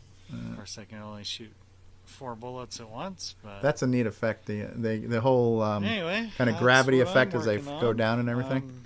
Yep, he's actually doing just, maths. Kind of a little sneak peek of a game that'll be released fairly soon. All right, now help me yeah, out. Yeah, help me out here real quick. I want to make sure because I know some people use their real name and some people have like their handles. So Sheldon MacDonald, I don't know if he has a handle, but Todd Wallace is the one who goes by Lord Dragon, right? Yes. And Todd Wallace is the one who's doing a lot of stuff in the OS9 space and stuff too. He's the one who's got he's doing his own development editor and he's doing a lot of NitrOS-9. Yeah, utilities. he did the OPL3 player for the Mega Mini. Right. And then there's Sheldon, who is not Lord Dragon. But Sheldon is Sheldon also the one who made the 3D printed game controllers that I demoed for the okay. So yeah, there's a jack of all trades. Yes. So doing all kinds of cool stuff. So the guy makes hardware, making software, and I don't know if Sheldon has a handle or if he just goes by. Is Sheldon on Discord? I think he just joined recently, didn't he? Okay, so I don't know if he's going by. I might be remembering that wrong, but I think he did. Okay.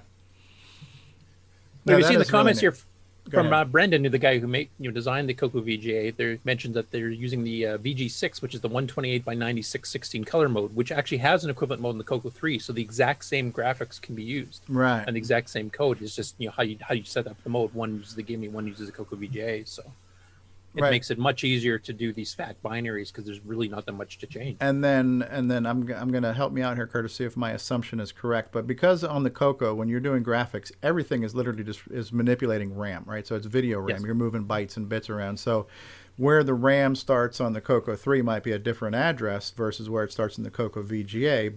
But if you just know where that page starts, you set up that page. Your code for moving the bytes and bits around is not going to change. Yeah. It's just the starting address from where the screen is at.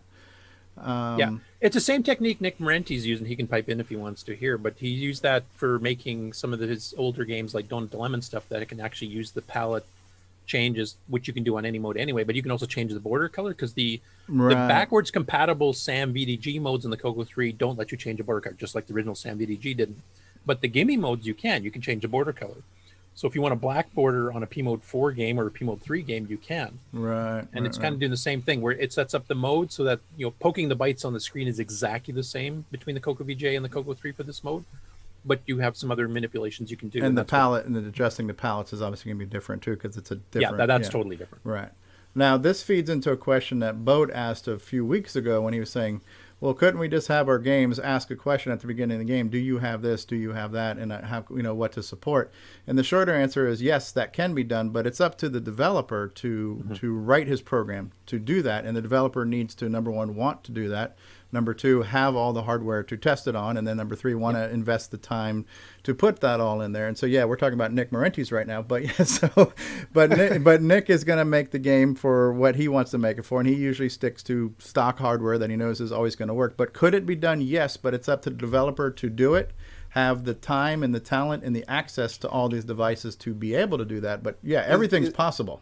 Is that not something, though, that can be done in emulation through VCC or something like that? Depends on the hardware. Most of our video options are not emulated right now. So there is not an emulation for CoCo VGA. There's not an emulation for Gimme X. But I think some of the sound stuff can be emulated, some of the sound chips.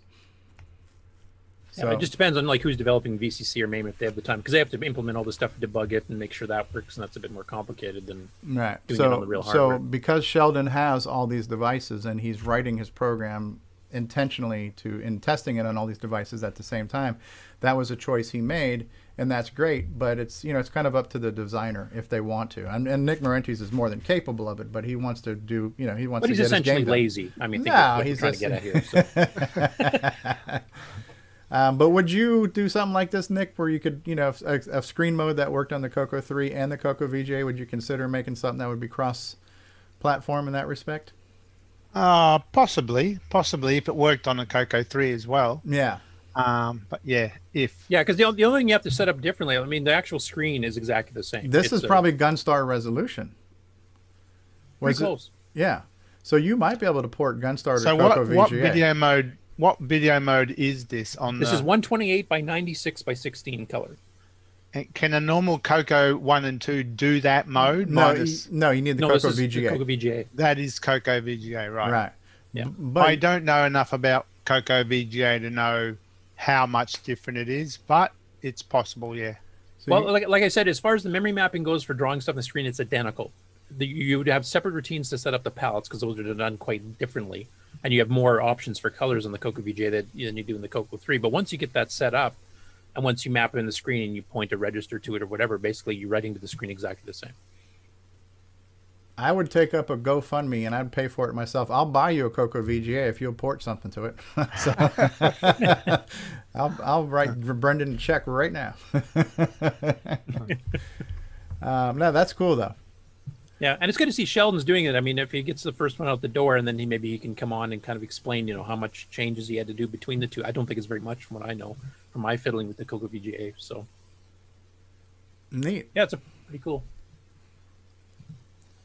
Next up, I had to do a little video of this here. So Richard N posted a Space War, which is a port of the original PDP, 1 version from way back in 1961, and he's now updated it with sound. And he said he's just learning how sound works in the CoCo and assembly language. So he said he wasn't too impressed with them. Actually, they don't sound too bad. Now, my audio quality on this is going to suck because I just recorded this off my mic held up to the speaker type thing. For some stupid reason, it wouldn't record the local sounds. I also do a cut in the middle of it because I just want to show you what the intro looks like, and then a bit of a gameplay, and then the final game, game screens when you win the game, because basically you have 2 opponents, and it's a 2-player only game. With keyboard controls, and basically you just you have to kill each other so many times, and then whoever gets to that point first wins the game. So it's just over a minute. You'll have to let me know how the sound and stuff goes here. Space War. It's a black and white game, so I set it up to be on an RGB monitor on CoCo 3. So wait a second. Are these the keys you press for? Yes. Okay. And real constellations. Real constellations. Ron Delvaux will appreciate that. Okay, so we have the rocket ship. Oh, I like the rotation of it. Oh, listen to that. Oh, I like that. That sounds they had good. Names for 'em, like the needle and I don't remember what the round fat one was the called. The needle in the haystack? Kind of. I still haven't quite figured out how that big shot bomb thing works. I don't remember that in the original Space War, but I love the kind of gyroscopic gravity. That reminds you of Gyrus a little bit too, Black hole. Black hole, yeah. Centrifugal force. I like that explosion sound.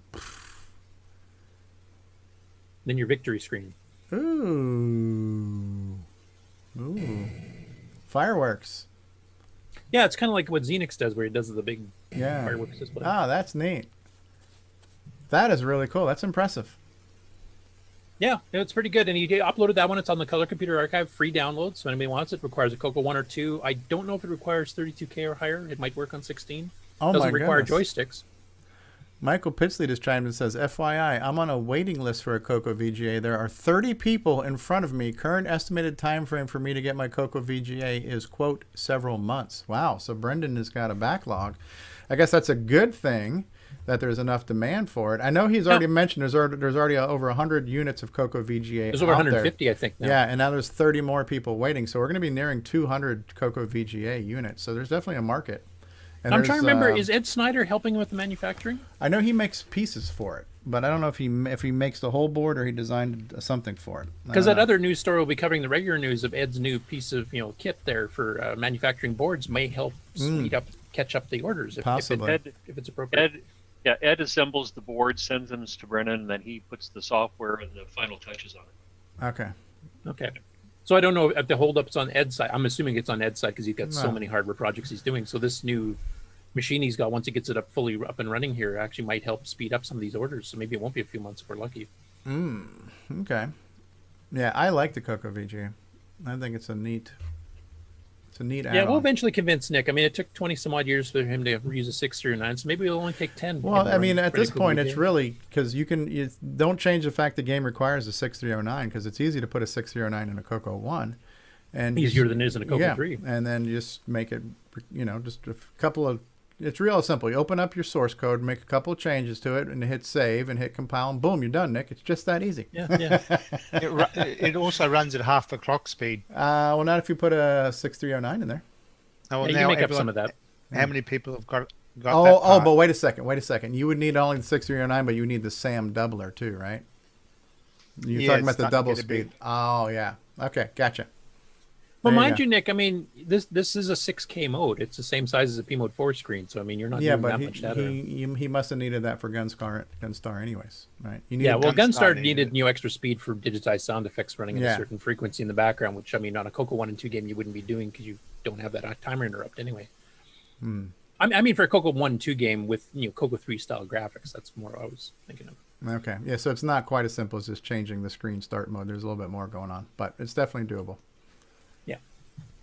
And I don't have a CoCo 1 and 2 with the CoCo VGA anyway. We can take Stevie said I'll buy you one. Got you up. I'll buy you one. I'm gonna be number 32 in line, but we'll get you one. That'll be your early Christmas present. Next up here, we have the Pixel Gaiden podcast, which is an audio podcast that is part of the Amigos Network. So I will just mention that this episode 53 that was released on February 28th actually has a CoCo section. Boat, did you get a chance to listen to this one? I have not. Usually I listen to that on my commute as I'm going to work, and it hasn't come up on the rotation yet, but I know that there was some heavy CoCo content in this one. I'm going to have to check that one out. Yep. But since Boat's here, actually, do you want to explain what Pixel Gaiden is, what its purpose in life is, etc.? Well, it's quite a question. Its purpose in life, I don't know. But Pixel Gaiden is sort of like it's a retro gaming magazine. It doesn't focus on one particular platform. There are segments. They always do several things. They do a section called 6 Good Games. On this one, the 6 Good Games are about the CoCo. They always have a competition of where each one of the hosts, there are 3 hosts, 2 guys stateside and 1 guy in England, where they all play games and they talk about, like these are some good ninja games, and they talk about the pluses and minuses. So it's sort of a potpourri of retro gaming goodness. And these are long form shows. The actual show I think runs around 5 hours, and then they cut it in half and they release one in the middle of the month and one at the end of the month. So that's Pixel Gaiden in a nutshell. Oh wow, neat. Oh, cool. So they record a 5-hour show and split in 2. Should we start doing that since our shows are about 5 hours? So that'd be on Saturday and then on Wednesday? Yeah. So sometimes less is more, right? So as a lot of our viewers keep telling us, yeah. Anyway, yeah, he did. I'm trying to remember what games they demoed on this one here. They touched on a few besides the 6 too, like mentioned a few that they tried. But they basically did the Xenix, the Contras, Death Chase 3D, Robotac, Double Back, and Mega Bug, and then like I said, they mentioned several others like Crystal City and a few others. So they picked some pretty good top tier games. Interesting. Very cool. Next up, Paul Thayer put up this without comment. It's kind of like the new logo I think he's going to use for his software publishing. But he did a really cool spotlight effect on it. Oh, he was talking about that, how he was trying to figure that out last time he was on. Yeah. Yeah, so it's a pretty neat effect. It's just a quick little, 17-second video, so I'll just play it quickly here. No sound or anything. Ooh.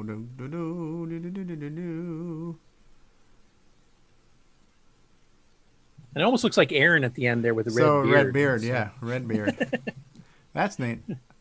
Yeah, so it's a pretty cool effect, and I haven't really seen anybody in the CoCo try to do that spotlight effect before with the fading colors and stuff. So I remember him talking about that on Discord or on the show or somewhere. He wanted to get that, where he's like, it's hard to explain, but I want it to kind of come across with the light. And yeah, no, that's neat. Next up, we've got LRU's Outrageous Gaming Project. Now, we've mentioned him a couple times before. He's been doing a lot of retro gaming videos for various platforms. He's been doing kind of a tear on Dragon stuff lately. And he actually records his scores and what screen he does, so you can actually see certain levels of games. Score 960 screen too. That's it's very helpful. Yeah, so we'll have to see if we can get a hold of him and maybe get him on the Game On Challenger, and he can actually do a video kind of linked with the show. That'd be kind of cool. Yeah, so Beamrider would have ran on the Dragon fine with that P mode. Yeah, actually was sold in the UK from Microdeal, I believe, because it was one of the Spectral cross license things. So he's got a bunch of games. I'm not going to play any of the videos here. We are posting the link though, right? Or will we have the link posted shortly? to that channel. There we go. Should be in Mark there. Yep. Overholser's on the spot there. There's the link to the channel. Smash that subscribe button, kids. Don't forget to like, follow, share. Smack that like button too while you're at it. And speaking of long play videos, we mentioned the Cuthbert Dragon had started doing those little 3 minutes where he took 2 games and played it and then cut and paste, different parts together. Well, now he's doing long play videos too. And for interest to Frodo here, he actually played the Dragon 32 version of Manic Miner, and he actually split into 2 videos, but he played all 22 levels. Oh, so you my can actually goodness. see Oh, the nice.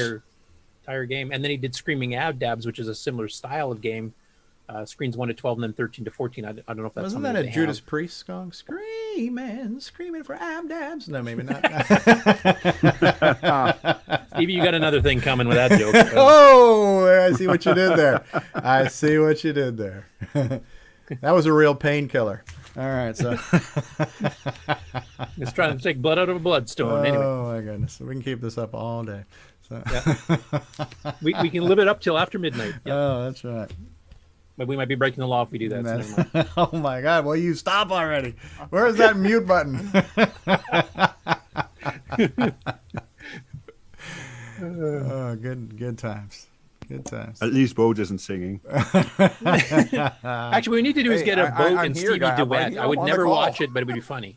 Yeah, even the Devil Bunny chimed in saying those jokes are breaking the law. Kevin Holloway's crying asparagus. So, yeah. So this one, actually, if you read the comments here on the right-hand side, he actually called you out, Stevie, on this one. Okay, hold on. Let's see this. My new game dropship for the MCX32 SD. Exactly. Extract the zip file. Leave all files as is. Don't rename anything. It's a large multi-level space arcade shooter. Have fun. See how you go, Stevie Stroh. Okay. All right. So I'm going to have to look for that. So he's got a bit of a video here you can see. This is an MC10 game, obviously, that requires the new MCX 32 SD card reader. So. Okay. I've been... Ooh. Ooh, look at that. Look how the... Oh, my goodness. This reminds me of... what's that? Seamus. Yeah, Seamus. But that's only part of it. There's actually different parts of the game that play differently. I'm not sure why the background keeps changing between green and red, but it's an interesting effect. I think that's kind of a timer thing. That's when your power goes down. Oh, look at this. That looks like David Ladd. What is that thing? 3, 5, get ready. Actually, it reminds me of Gunstar. Gunstar. Oh, the boss. Yeah. Where? Oh, who are you now? Are you the guy You're at the bottom guy. Okay. So, oh, nice explosion. Okay. Yep, the score goes scrolling up the screen too. Okay. Nice. And then... There you go. Okay. Well, that went by really fast, but... All right. And he's got some screenshots here I can show you to kind of do the still okay. version. I like this. Now, is this written in BASIC? I think there's got to be some assembly in this. Okay. But some I could be wrong. assembly I haven't seen the required. source. So. All right. No, the clip was pretty good.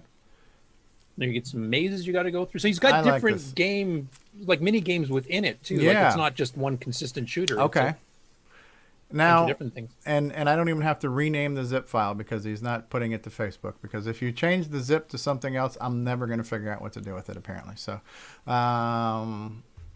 drop ship by Daz. Look at that MC10 thing he's got on there. And he's got the flame coming out of the ship. Enter to go game. This is really nice, man. A lot of detail. You might even recognize that MC10 logo from what we showed last week from Erico. Yeah. It's similar to that design. Yeah. Yeah. It went by kind of fast, as Henry is saying. But that's moving way too fast for it to be. You want me to play it at again? least partially in ML. Oh, so maybe Henry's saying not that the video went fast, but maybe the gameplay is faster than basic would standard support. basic can do. Yeah, that's kind of what I guessed too. Okay. But in any case, I like it. So yeah, maybe I'll have to dust off the MC10 and fire it up and try that out. Okay. Challenge I'd love to see accepted. you do a review or a live play of this because I'd like to see the game in action. I don't have an MC10. Yeah. So maybe. Okay. Henry says, "Yeah, you got it, Stevie." Thank you, Henry. We're on the same page here. You and me, brother, all the way. All right. So cool. Yeah, we'll do that tonight and mix that up with some Zaxxon too. We do have Zaxxon for the MC10, right? Jim Gary's ported that, hasn't he? And Super Zaxxon, I think. Super Zaxxon, right? MCX 128 required, but it's been ported. We're good. Cool. Anyway, that's it for Game On News. So a nice little quick segment there. Great job there. Darren Ottery, a.k.a. Daz from Australia, Nick Marenti's neighbor. Wow, that's awesome. All right, so what we're going to do, we're going to take a commercial break. And I won't play all of it, but I'll play some of it. We're going to actually play now. If I can find it. Is it under breaks? We're going to play a little bit of his clip of Blue Monday as we take a commercial break. And I know I'm going to get a copyright strike for that, but that's okay. It's worth it. It's a great song. But since we're talking about Daz, and this was a video he produced for us for the virtual CoCo Fest last year. This is Blue Monday by New Order as sequenced on the Color computer and played by Darren Ottery and his lovely wife. So check this out, boys and girls. We'll be back with more CoCo Talk after these words.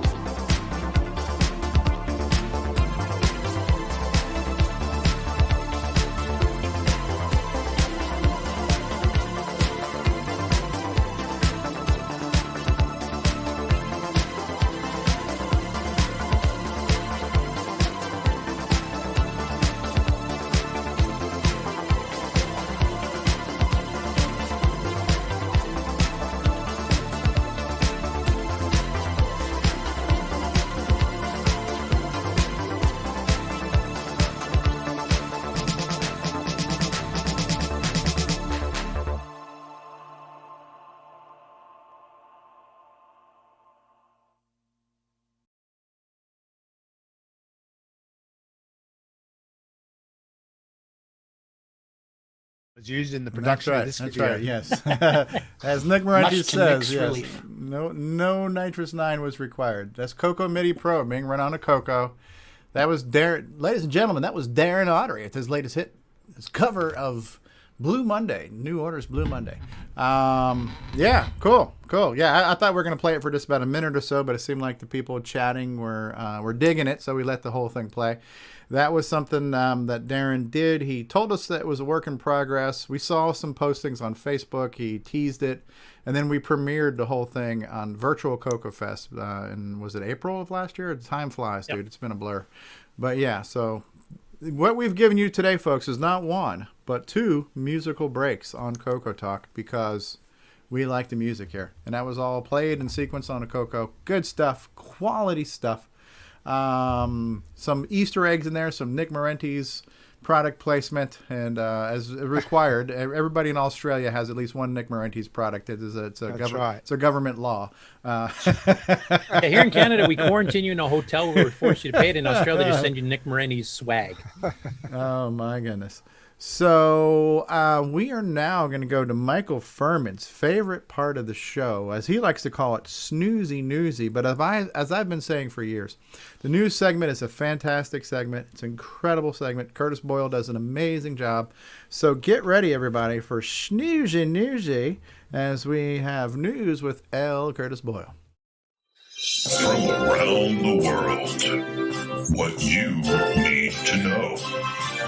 Get caught up on News with L. Curtis Boyle. And now a Muppet News Flash. Take it away, L. Curtis Boyle. Okay, so first of all, the Snoozy Newsy there, this actually helps your health because you can have a nice relaxing nap. Wait when it's over. Tune up for a while. And, just turn the sound down so I can. Can we play some soft music in the background, please? Elevator music. Here we go. Through CoCo MIDI Pro. Okay, so there hasn't been enough NitrOS-9 bashing on here, so I thought I'd just add in some good positive stories about NitrOS-9 here. Is there such a thing? So this is a follow-up. Last week we had a NitrOS-9 install video that was made by a YouTuber named Pahandav. Not sure what that stands for. But I didn't realize at the time, but he actually has a blog that's related to it too, and he has the link to his installation disc and his YouTube video that we covered last week. So this is the actual blog entry. Okay. I don't know if he's doing any more CoCo 3 NitrOS-9 stuff or CoCo 3 stuff in general. So I'll keep an eye on his blog here, but I just wanted to post that up because I did not realize that last week. One other thing too, is Ron Delvaux still on the call? Ron Delvaux. He mentioned it was his mother's birthay. He might have to I was early. want to check to see if he's ready. Yeah. Happy birthday, Mrs. Delvaux. You created a wonderful child, Ronald Wallace Delvaux. Great man. Incredible man. Fantastic the Timberman himself. Yes. So thank you for that. Because I did want to mention, there was one story that he'd mentioned on Facebook, and I had looked at it yesterday. It was basically that the current incarnation of Radio Shack is actually selling Tier City Color Computer T-shirts. And they actually are calling it CoCo in the advert, which Radio Shack in the States never did call officially. Yeah, the Canadian I got Intertan some one Facebook did. ads this week about that. Yeah, the Canadian Intertan did. I don't know if Australia did, Nick. I think they did there too. Didn't they call it CoCo? No, they didn't. No, they didn't. Okay, because we've seen I the don't CoCo think do so. ads. Yeah, so I could be wrong on that. Yeah, I don't know. So, at any rate, he wanted me to show the link to it, but unfortunately, the link broke this morning. It just doesn't come up, so I can't show it to you. But I did want to mention it. Okay. Now, this is another one for Nick here. This is Tandy Electronics, and John Guidry posted these photos, and it's Tandy Electronics in Australia, including some magazine or catalog covers, picture of the old Tandy Electronics store. So you'll see no Radio Shack branding. I don't think you had Radio Shack branding in Australia, did you, Nick? No, not Radio Shack. It was always Tandy Electronics. Thank you for the music there, Brian, the music man. And I'll never lose. Are the champions, my friend. I remember that. And we'll keep on fighting till the end, or till Curtis stops the news. They're our weekly catalogs that used to come out. Okay. They were good, those. I used to always look forward to those. They do look good. They misspelled catalog. Catalog. No, they spelled it right. Catalog. Catalog. Pardon me, have you got a catalog? Ooh, look at the CoCo. Look at the 1983 catalog. It's got a color computer on its cover. Look at that. I had a phone. You see that phone right there on the left-hand side? I had that phone. That was my first ever phone. When I got a phone line installed, and of course I got it from Radio Shack, and I was running my BBS, and that was the phone I had right there. Oh, memories. At least I still have my shortwave. Anyway, I thought it was pretty cool because I'd never seen the Australian versions of some of these catalogs and stuff, or even what the Australian stores. And I'm glad you like. turned them around so we could see them too, because they were originally upside down. That took a lot of prep time this morning. We are the champions. Notice in the background, the first is the Tandy Electronics. In the back, it says Tandy Computer Center. Yep. Yeah, and I like how I like how they have the flags hanging there like a used car lot. You know? It's like, come on down here. All you need is the wavy dude with his arms in the air. Come on. Does he say what store that is? Like whereabouts? I mean, that looks like a pretty big store. It's like really big. It's like. Well, it's got a computer store as well, so that's got to be a fairly. I mean, they don't normally have that. No. Or didn't rather. Most of the ones in the States right beside the auction house. Yeah, the auction. Yeah, that's I don't know cool. what store that was. But I thought it was pretty cool because I haven't seen any of those, and I didn't realize it was called Tandy Electronics per se. Yeah.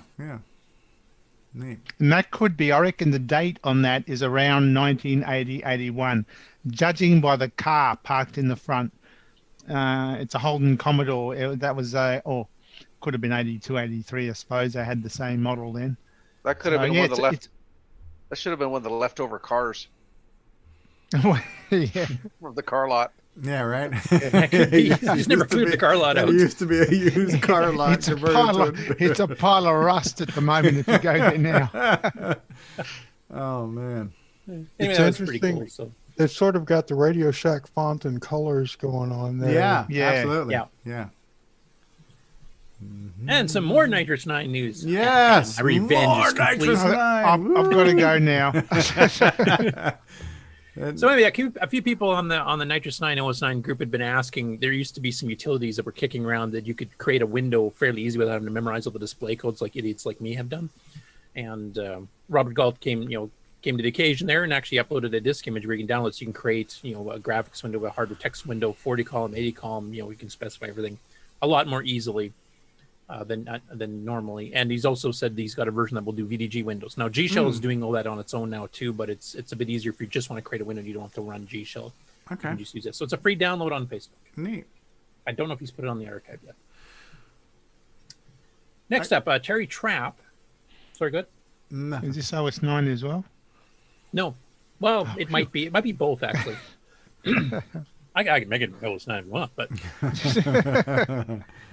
So it's an update video to his P2 hardware board that he did the SID synthesizer and stuff on it. Yeah, this is neat. And he's doing his CoCo Blender project where he's going to have it output like a VT102 terminal and also do the SID stuff and everything else. So he's got about a 2.5 minute video. I'll play the whole thing. It's on Facebook, but for some people or some reviewers are not on this Facebook. might be a good time for Brian Schubring to give some more company music here. So, we are the champions. Hey guys, it's Terry. friend. So give you a little update here on the P2. I've been doing board layout in my spare time and haven't done anything hardware wise, but I came to a point where I needed to actually empirically test something, and that is to configure the P2 so that it would hold the halt line low during boot of the color computer. And once the program starts on the P2, it would allow the color computer to boot. So right now I have the SD card pulled out of the P2. I'm no longer loading it via serial. Turn that down a little bit there, Brian. Yeah. I have the USB cord coming around here. It goes in and have it plugged into the board that I'm interfacing everything with right there. So there's nothing. Uh-oh, lost my SD card. It'll turn up. It's behind Brian's desk. It's Is, behind Brian Schubring's desk. Yeah. Hooked up to this to power the P2 other than the color computer itself. And we're pulling that from the 5-volt line. So whenever I turn on the color computer now, nothing happens. You can see the monitor come up. Oh, you they can work see for that. possibly some faint lines. That's a harder project I could do. Nothing's Have something, happening nothing there. work. Yeah, I'm right. gonna power it back off. I am going to take the SD card and put it into the P2. And now I am going to boot up again. Boom. There we go. So he just booted So to when the SDC P2 booted DOS. up, Yep. And you notice on the right monitor, he's Second actually got screen, some status like stuff. debug stuff going on there or release, something. and everything booted up as it should. Not sure if I have the correct values on there, but I did, test it a little bit to make sure everything was good, and it looks like we're doing okay. So I think we're moving along here. I'm going to attempt to get every control line, data line, clock line that would be required over to the P2 so that we can do, whatever kind of programming we want to do stuff with the CoCo. So this is just a quick update, and I'm going to continue to work on this. We'll see you guys. Okay, so if you look on the screen on the right there, one of the things he mentioned in his P2 project for the broad project where he's putting all this different types of stuff that built in onto the P2 board was to emulate 6551 serial chips. And if you look at that status screen, that's all 6551 dumps. Okay. Gotcha. Dumping the serial port. So basically, it looks like the 6551 is already working. That's the RS-232 pack for those that don't know. Okay. So. Now, Steve explained this to me. When he talks about grabbing the halt line, tell me what that means and why that's important. Rick Ulland, you want to? That's why the CoCo screen stayed black. As long as he holds halt, CoCo's not going to boot. It's just going to sit there. Okay. So that lets him power up his card, let his card do his da-da-da-da-da, I'm getting started. And once it's started, then he can say, go CoCo. Okay. Yeah, instead of having the CoCo try to grab stuff before the card's ready. You're delaying the CoCo boot to let his board boot, and then his board then will influence what the CoCo does once it boots. Exactly. So no SD card. The CoCo never boots because his card never starts. Okay. So it never releases the CoCo. Okay. Then later on, he could probably use that to take control of the CoCo, like for maybe direct data transfers or something. Yeah, direct memory access, all kinds of things can be done that way. So he's building basically a whole nother system on this cartridge that's going to be able to do all of its own stuff. What the stuff that his card is doing is going to help augment or improve the CoCo, but in a way it can also kind of control the CoCo. So it's not a slave to the CoCo; it's almost making the CoCo its slave. It can work both directions, actually. Okay. And he's got plans for graphics acceleration. He's got the SID chip emulator. He's got the 6551, the VT100 terminals. Like he's got a ton of stuff planned. Interesting. So, go ahead, Rick. No, I'm just saying that this is great. Rather than like a drive wire connection to some other host, your CoCo has its own host right there in that little device he's got. Oh, so you could have your own drive wire server built in, not needing a whole other computer, and have all your files on a SD card for it. Yeah, there's a ton of stuff you can do with this. I mean, it's like a general I/O board with a lot of power that you can do all kinds of stuff with. You can emulate other pieces of hardware, all kinds of things. Well, now let me ask you: are we starting to venture into the area where we're distorting the hobby, or is this still okay for the hobby? Is this okay, or is this distortion? I'm not sure. Where does that line? Heavy distortion in music is awesome, so I don't see a problem. Never ask a guitar player if this is too distorted. Yes. Right. My distortion goes up to 15. Never mind that 11 crap. Oh, wow. Okay, neat. Okay, that is cool. Yeah.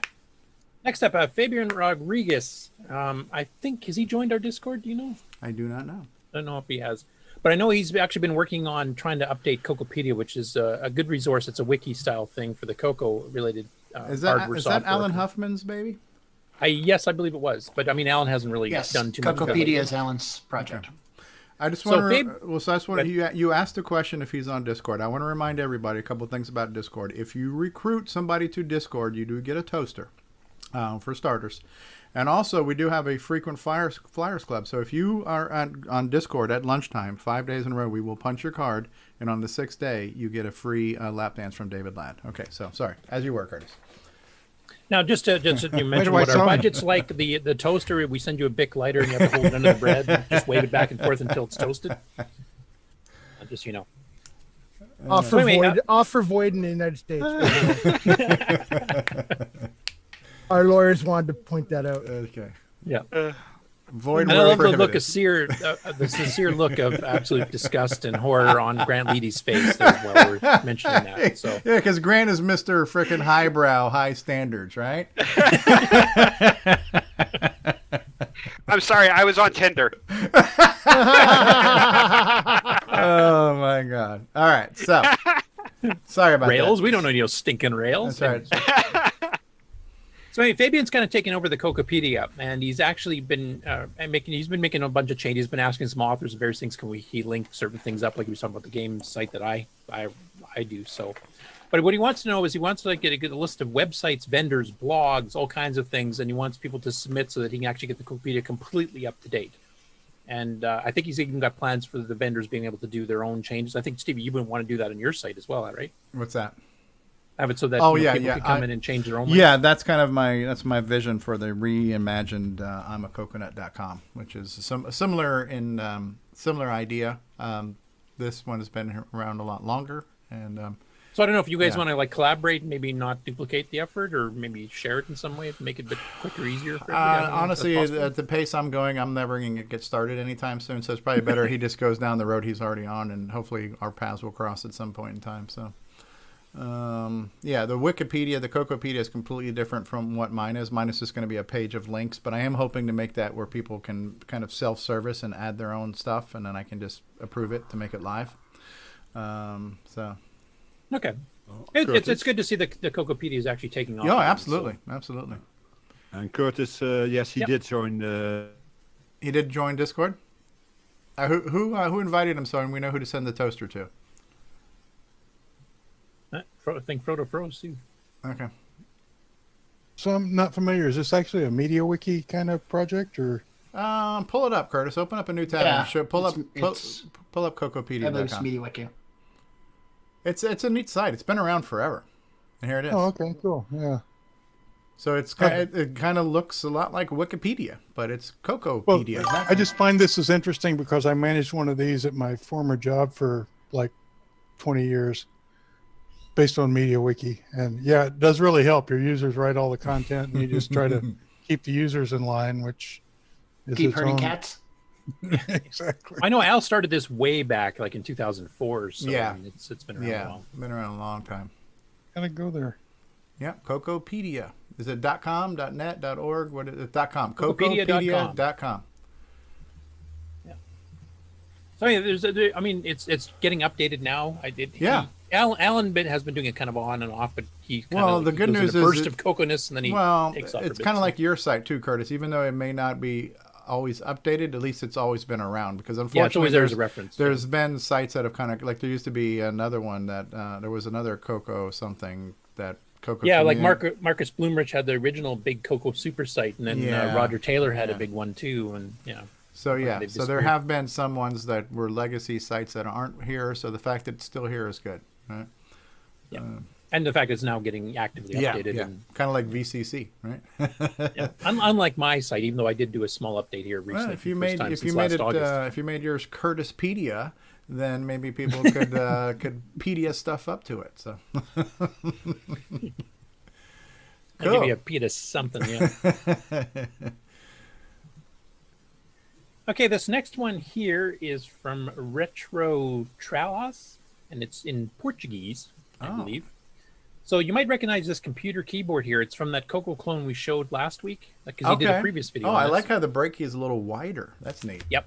Yeah, you noticed that. So it's and it's the arrow key arrangement is nice too. The original CoCo 1 and 2. Yeah, which certain games really require. It sucks kind of play on the diamond. Yeah.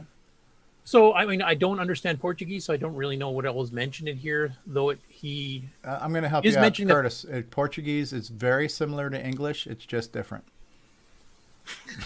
Kind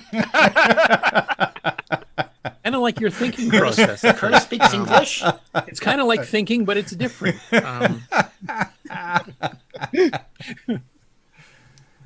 any rate, he actually installs a 6309 in this particular video. He actually shows the chip. Now, I did a translation on his little text blurb. You're kind of describing it. Okay. And he mentions that a 609 is mostly but not fully compatible. It doesn't really show anything that doesn't work. And he does run the CoCo Checker, which is a program kind of like the diagnostic ROM cartridge, except that it's more modern. It handles more RAM testing.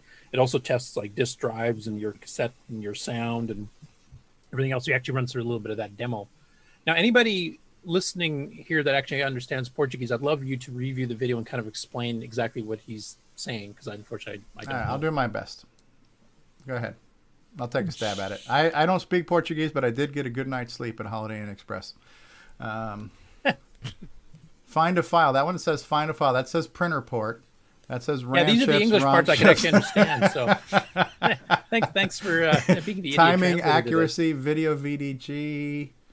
Use arrow keys to move. So far, I'm translating pretty well. What do you need, Curtis? Bye. You are an international man. I Steve. am. I'm a Renaissance man. Yes. Yeah. More like a man of mystery. So I'll just play, like, I don't know if any of you have actually seen the CoCo Checker program. I kind of forgot about this one because it's a very much more extensive testing program for the CoCo. So I'll just show a little bit of here. Os canais de som.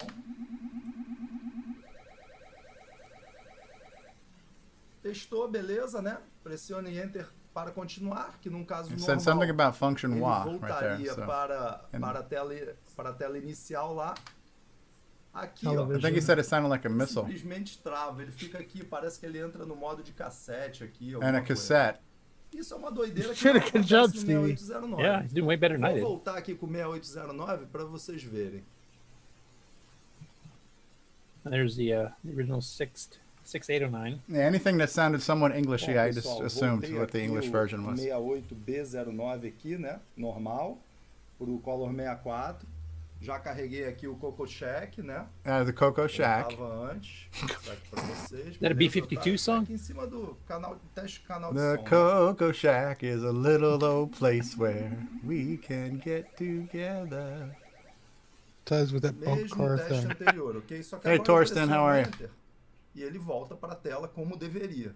E não trava Okay. lá. Anyway, it looks like he's doing some explanation of the difference between the 609 and 689 from what I read of the description. I would love somebody that can actually translate Portuguese to actually kind of listen to it and let us know what exactly was being said. I recognize that guy's picture because I've seen him in the CoCo Brazil group on Facebook that I'm a member of that group, but I have no idea what they're actually writing about because it's in Portuguese. But I do. So I recognize his picture. Okay, cool. Cool. So hopefully we'll hear back from somebody. Like, is Diego, does he speak? I don't think Uruguay and Portuguese are anything remotely related. So, Okay. yeah. Not a clue. Yeah, Portuguese I is know Portuguese is interesting. related to Spanish, is it not? It's a kind of a sister Yeah, there are language. some similarities. Yeah. It's kind of a Spanish-French hybrid with some variants. It's a in there. romance language with a It's Latin definitely base. a romance language, yeah. But it's interesting, like the Portuguese that we're referring to is Brazilian Portuguese, which is nothing like from Portugal. Portugal. Kind of like Quebec French and yeah, France it's kind of like Spanish from Spain versus Mexican. You know, they're completely different. So, and yeah, so Daddy kind of like Burrito American said- and then the rest of the world English too. That's right, American. In America, we don't speak English; we speak American. Yeah, you sure don't speak English. Yeah. Our English is just better. Yes. Online Oh, Lord. PayPal donations are now available. Yeah, so Eric Canales posted this up because they did a couple of people request could they donate some money to Glenside, because normally these people would come attend the fest, pay their dues, and that would be part of the money donations to Glenside to keep the club going, keep the CoCo Fest going, etc. So they set up that anybody wants to just make a small cash donation. Now it's mentioned here on the bottom from Brian Goers that they also accept not just cash or PayPal payments, but they also will accept stuff like equipment donations. Yeah, I think that was there was a thread about this via email, because I think this was posted to the mailing list or whatever. So somebody questioned that, like, why are you guys asking for money when you've already got money in the bank and all kinds of stuff like that. But I think it was answered as saying, I believe it was Carlos Camacho who said, I have a lot of equipment. I'd like to either donate or I'm going to sell it and then give the profits of the sales to the Color Computer Club. So he was looking for a way to make it easy to either donate equipment or money to the club.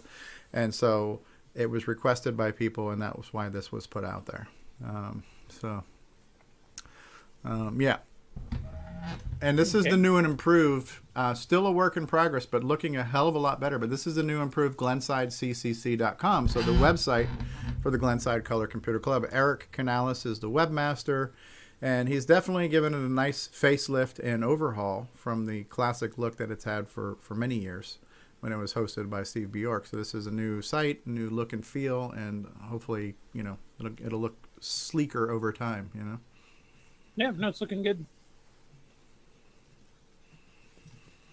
Next up is another video. I'm going to play the whole thing. And we kind of alluded to this earlier, but Ed Snyder of Zipster Zone, who makes, CoCo SDCs and the upcoming Gimme X and stuff. Now, he's been falling behind because he makes so many great projects, making mini MPIs, all kinds of stuff. But he's only one man. He's been doing this all by himself, by hand, basically. And he's now got this machine, which is called pick and place? Well, see, I'm gonna translate for you here, Curtis. You see how that writing is in Asian there under the CHMT36VA? So I see all those like Asian looking symbols. What that means is it means automatic chip mounter. You see, I cheated. I just scanned the QR code and it told me that anyway. I didn't need the translation. So I want. Now, these are not cheap. I did see Jim Brain was commenting on how much these things cost, and it's in the thousands of dollars. So, but I thought I'd play the video here because it's his first. Before you do that, I want to get some music queued up. Brian Schubring, the music man. Have you got the theme from Terminator that you can play? Because what we're looking at here is the early stages of Skynet. This is when machines are building machines, and before you know it, they're going to take over the world. So, dun dun dun dun. Dun, dun, dun. Go ahead, Curtis. Play the clip. So this is a pick and place machine that I just got, a Charm High CHM T36VA, and I'm hoping to use this to make my production a little bit easier on some of these boards. This is a mini MPI board, the bottom side I put in here with some solder paste on it, and I've got the components set here. There's not too many of them. That's why I picked this board for first tests with this thing. A few regulators in the IC tray portion, and then some tape. And let's go ahead and fire this thing up. I just calibrated it for the board position, and we'll see if we can run through the whole board without any issues.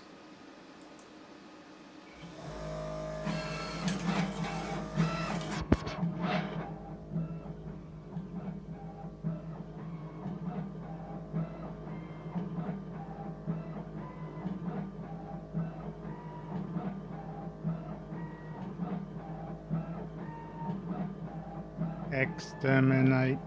That is wild, huh? One setup, these machines can save so much time. Yeah. A friend of mine uses one too for his Spectrum stuff, and it makes a big difference. And so when I first saw this video, I wasn't sure what that light was for. I thought maybe that was heating up the solder or something, but that light is actually scanning what it is. It's just to make sure it's got the right part and the right orientation, right? Yeah. Exactly. Yeah, it scans the part and especially the orientation because it has to be oriented exactly correct. Yep. How many thousands of dollars is this thing? It's on Discord. I don't remember off the top of my head. This one I don't know, but they don't start below 4 digits. So yeah, even the simplest one is at least 4 digits. It's about $4,000. Yeah. So talk about making an investment into his hobby. He's making stuff for us as a hobby, and he's making an investment into that. Look at about 10 years ago, I was going to buy one. 4K is what Retro Innovation says. Yeah. So you notice it picked these ICs up out of that tray where they were not particularly oriented, turned them the right way around. Yeah. So it kind of scanned it and says, "Oh, I gotta rotate this and put it in there." I'm just learning this machine. Isn't it cheaper to hire an Asian person? You're in there, Nick. Just got children. So far, so good. Way to be politically incorrect there, Nick. Yeah, just give all your parts to Kathy Lee Gifford. She'll get it taken care of. Just in case we were worried about not getting pulled down for copyright strikes on music there, Nick comes up with that to make sure we get pulled. Goodness. Where else do they make we're going to get canceled now. That is neat. That is a machine making stuff, and that's scary. That's the future of assembling stuff. Yes. Wow. Once machines can improve themselves, they no longer need us, man. So, and that would be Edgar was mentioning in the Discord chat here, like some of those smaller pieces, he's having trouble seeing them now. I mean, just from age and stuff. So, yeah. I mean, this just solves the problem. It just plops them all in there. That was relatively quick. And even though best of time, that would have been a half hour for me sitting, concentrating, and working on that. Yeah, that would have been for me an hour. Less than 2 minutes to stuff the board. Wow. Yeah. Now he mentioned. And don't forget. Yeah. When it's running, you can do other things at the same time. Yeah. Because it's not just that it saves the time that you normally spend, but you can do other stuff at the same time. Yeah, so you can be multitasking. Right. He could be, putting his money in the bank and stuff like that. Because a friend of mine, a friend of mine now actually has time to do his administration and such, because he says that machine is doing so much work for me. Yeah. I actually get my stuff done. Now, could this be theoretically lined up? Let's see, look, he's got a lot of room there. Could he have like a half a dozen boards all lined up and have this thing like make 6 boards at once if you have the room for it? Yes. Okay. So you can panelize with it. Okay. So yeah, from this was he was testing it. He's doing one board, but obviously if you can get a whole bunch of boards in there and have them do them all at once, that would be cool. And or a much larger circuit board, like say a CoCo 3 board. Right. Now he mentioned something about solder paste. So what does that mean? Was the sockets he put these things on already kind of pre-soldered? No, there's a solder paste, which is pulverized solder and flux, and then there's what's called it's a mask that goes to the top, and it's called what is it called? There's a special sheet that goes over stencil, right? There's a stencil that goes over. It has cutouts where the components go, and then you slop the solder paste over the top. You wipe it across the top like buttering toast, and it puts the solder paste down just in the right spots. And so now they're so it's acting as a semi-adhesive at the moment to hold it to the board, and then you just heat that up to kind of solidify and then it. you run it through an oven, which heats it up and causes the solder to melt and the components. Or in David Ladd's case, the frying pan. So you don't need the wave solder machine anymore. You just pick and place, put some parts here, and you can even blow it with a hairdryer if you have to. Got to be careful though, low air, otherwise you blow the components off. Oh yeah, okay. So maybe a heat gun. Yeah, fancy hairdryer. But I'm sure there's a tolerance of the heat you need that's safe for the solder, but not going to screw up the chip too, right? Because you can overheat the chip possibly, or are they tolerant? But the component's designed to take certain amount of heat. Okay. Or even scorch the board. So manually you fit these parts the same way. You solder paste the board, you put the parts on with tweezers, and you use your little rework gun to heat it up and instead of holding a soldering iron down there on all those little points and moving it out of the way. And, so when you hit it with the blow dryer, the surface tension actually pulls the part into line. Wow. So you don't even have to be that good when you sit it down. It will suck itself into place. So or stand up like a tombstone. It's almost like cheating at this point. Are we distorting the hobby here? Yes. Now, would this be considered ease of use when it comes to manufacturing? Because some people like to do things the hard way. So is this a little too ease of use? Just ask Rick. Yeah. Exactly. That's cool, though. I want to mention a comment from Aaron, who used to work at IBM back in the day. And he says, dang, when I worked at IBM, I never thought our topside machines would be affordable to own at home. Amazing. Wow. And he says, I wonder if they make custom reels for that. I worked assembly for over a decade, and this blows my mind. Oh, man. That is neat. So, we've heard people talk about this before, because I know Mark Merlette from Cloud9 has talked about how he's invested money into stuff to produce things more efficiently or effectively. And so now this is an example of Ed Snyder investing some money into this kind of stuff too, it's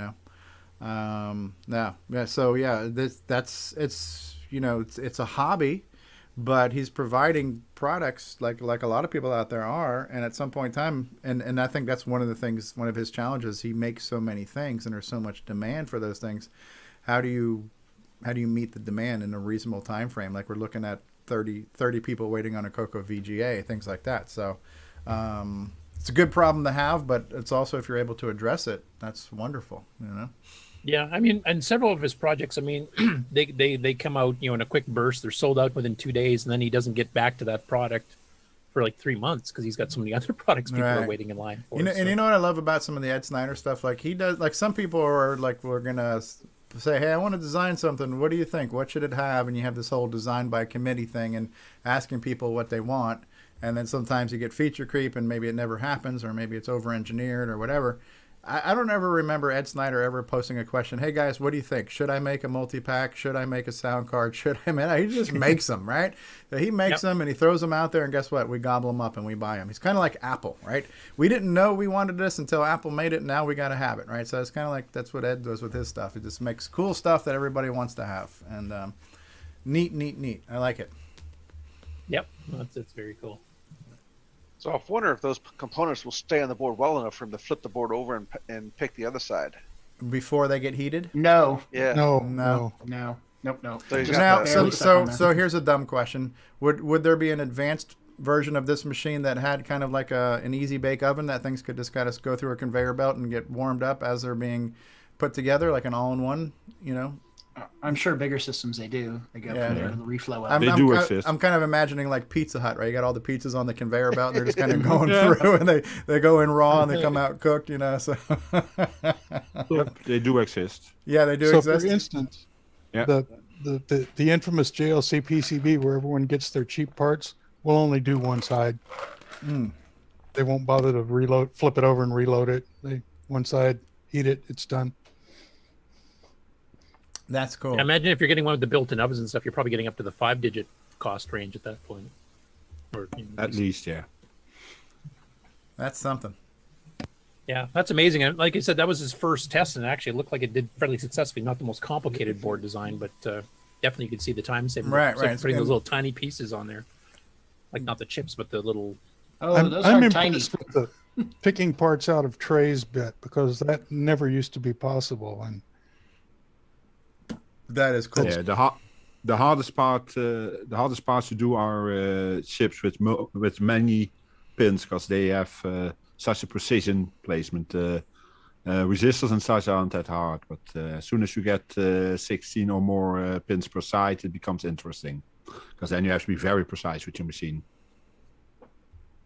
Yeah, and I don't know, but I do know that he mentioned that now that he's got this, he's hoping if it goes fairly smoothly, this will be the final thing before he starts manufacturing Gimme X's. And he said because of this machine, he might be able to start selling them as of this summer. Oh, neat. Cool. Very.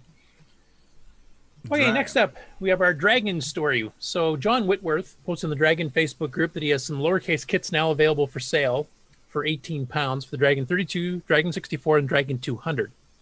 Now, these are not just the plain lowercase kits like we were used to back in the day, like from Dennis Bathory Kits and some others. These are the ones that actually have multiple character sets built into the ROM, so you can actually switch between them. They have inverse video built in, so you can turn that on and off. So it's actually got a few options on it, and it's a pretty cheap price for it. And it's almost like a mini CoCo VGA. Not quite that advanced, but I mean, it's the font side of it. Yeah. So it's a little satellite board, and it's sold in kit form, so you put the chips and stuff on yourself here. But it's £18. I don't think it's that much. That's what, about $25 or something. So he's got some samples here. Like you can see, this is a kind of a bolder CJ style font. Yeah, I like semi-graphics still in there. Then there's the inverse video version of it. Yeah. There's the lowercase. Yeah. There's a thinner lowercase. No inverse at all. Huh? There's one with some serifs and stuff on it. Lowercase version of that. The standard stock. Now, how do you switch fonts? Is this physical switching, like toggles and stuff, or would there be software selectable? I used to know that, and I've forgotten now because we covered this quite a while ago. So okay, that's neat though. I like it. I like options. So this should work on a CoCo as well, right? Because it's just basically hacking the. Yeah, VDG. as long as it physically fits, I don't see why not. Yeah. And he's got some smaller fonts here too. You can see where he shrunk the lowercase characters. Oh, okay. Yeah, so they're like small uppercase. Yeah. Yeah. They're baby case. Yeah, so user configurable. 60 says that it's 18 pounds is about 3 pints in London. Now that's proper money translation there. That's a cheap part of London, actually. That's good. That means if you skip a weekend at the pub, you can afford to buy one. Wow. But who wants to do that?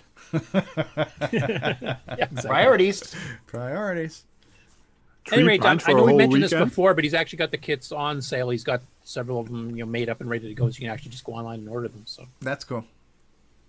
And that is it for the news this week. Yay! News is over. Thank God. Sorry for everybody's got the short nap today instead of the nice long news. Did I say that out loud? Well, I guess you can run the outro. Cue outro.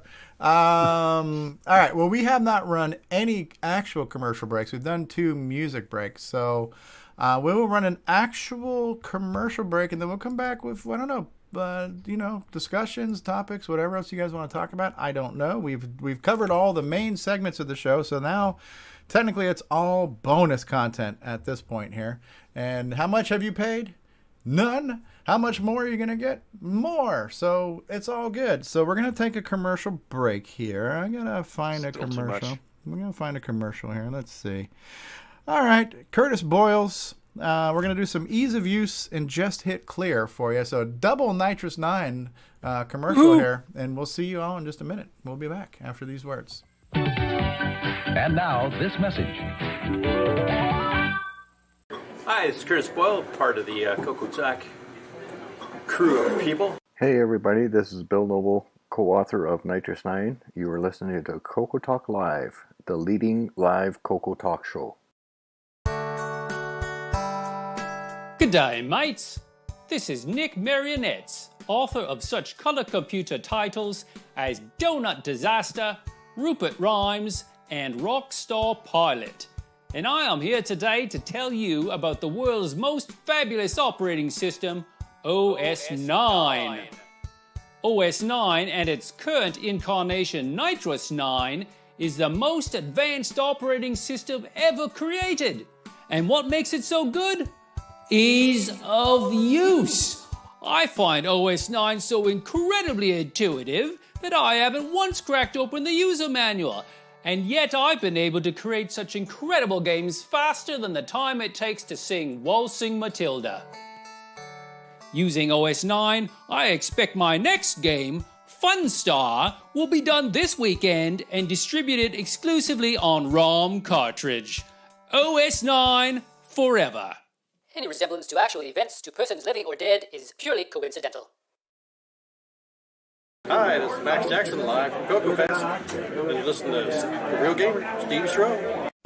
We're traveling through a dimension both of sound and ideas. We're at a place where the mind can comprehend and devise a solar radio, a wireless transmitter, measure time and light. 65 electronic projects brought to reality with this science fair kit. Astonishing? Perhaps. But you can find it for Christmas for $17.95 in a place that's known as Radio Shack. Radios, stereos, recorders, everything in sound.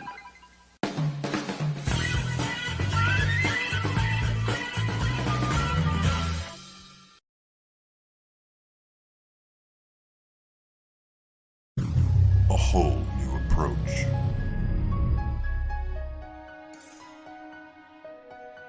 Faster than ever.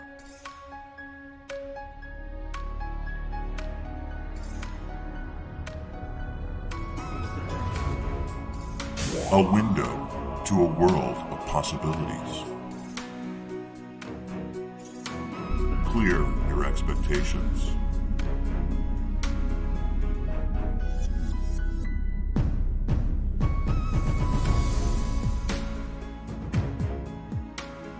Clear your hesitation. Just hit clear.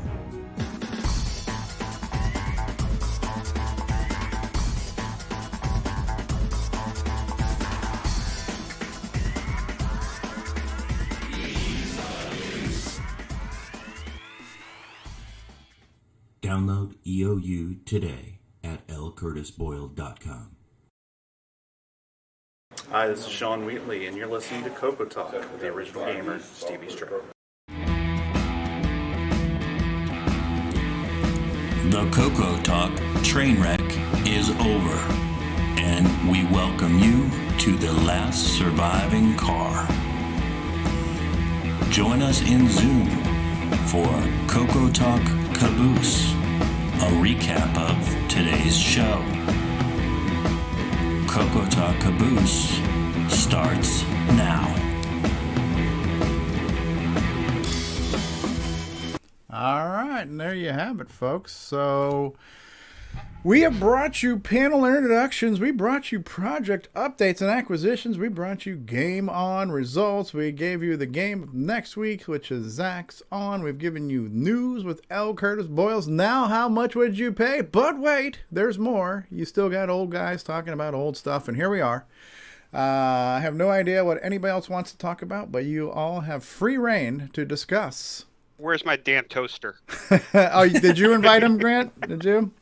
All right, Grant. Now, did you also get your card punched this week? Did you get your Discord lunch card punched? No, I did not. It's my birthday. It's my birthday week, so. Oh, is it your birthday? Hey, let's sing happy birthday to Grant, everybody. Okay, on the count of 3. 1, 2, 3. Happy birthday to you. Cha-cha-cha. Happy birthday to... Come on, guys. Put some feeling into this. Happy birthday, grandmother effing Leedy. Happy birthday, USOB. Thanks a lot. I appreciate it. Can you feel the love, Grant? Can you feel the love? I feel the boot in my ass. Is what I feel. You're either feeling the love or maybe that's gas. I'm not sure. So we are. How are we doing on time? How long have we been at? 2.5 hours. That's a short show, but that was good. We don't have to be a 4-hour show every week. You don't have to be 4 hours just because you can, right? So sometimes less is more. Leave them wanting. So Frodo's stream this morning is actually longer than CoCo Talk. That's a rarity. Wow. Well, some of Grant's streams have been longer than. Oh my goodness, David Ladd, how are you, David? Fine, dear. Oh, I'm glad to hear that, honey. So, David, did we do okay? Did we do you proud today, David? Did we have a decent show? I don't know. There wasn't any maiming or decapitations. This train wreck didn't happen. Oh, man. So you're saying it was a decent show. No floppy talk. No floppy talk. Yeah, thank God. Oh, decapping. Now, something, I know I mentioned this. Maybe we'll put it up to audience suggestions too. But at one point in time, I had a problem streaming. And it just so happened that when I stopped streaming and when Mark Bosley picked up the stream, it broke the show and the news apart.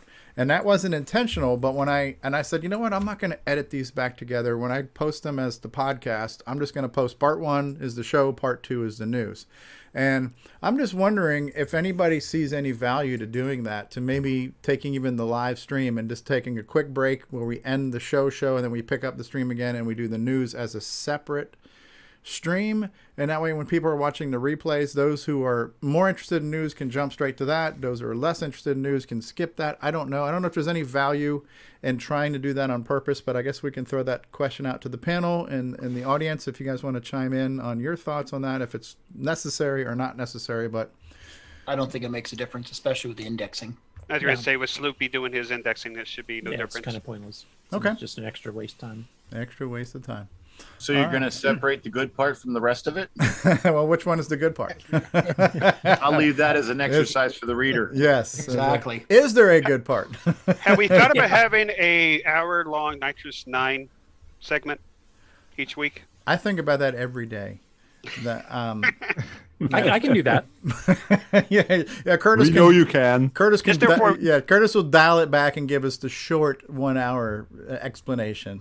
Let me explain the source listing for Kern here and exactly how it works. That'll be my 8-hour special. Oh, yeah. And we can have a floppy segment, and I can go deep into the floppy. And then we need to get Stevie to rage quit again. It's been kind of a couple of years since that happened. Right. So right now the people are all chiming in saying there's no need to do that because Kevin Holloway says then we need to find the news stream.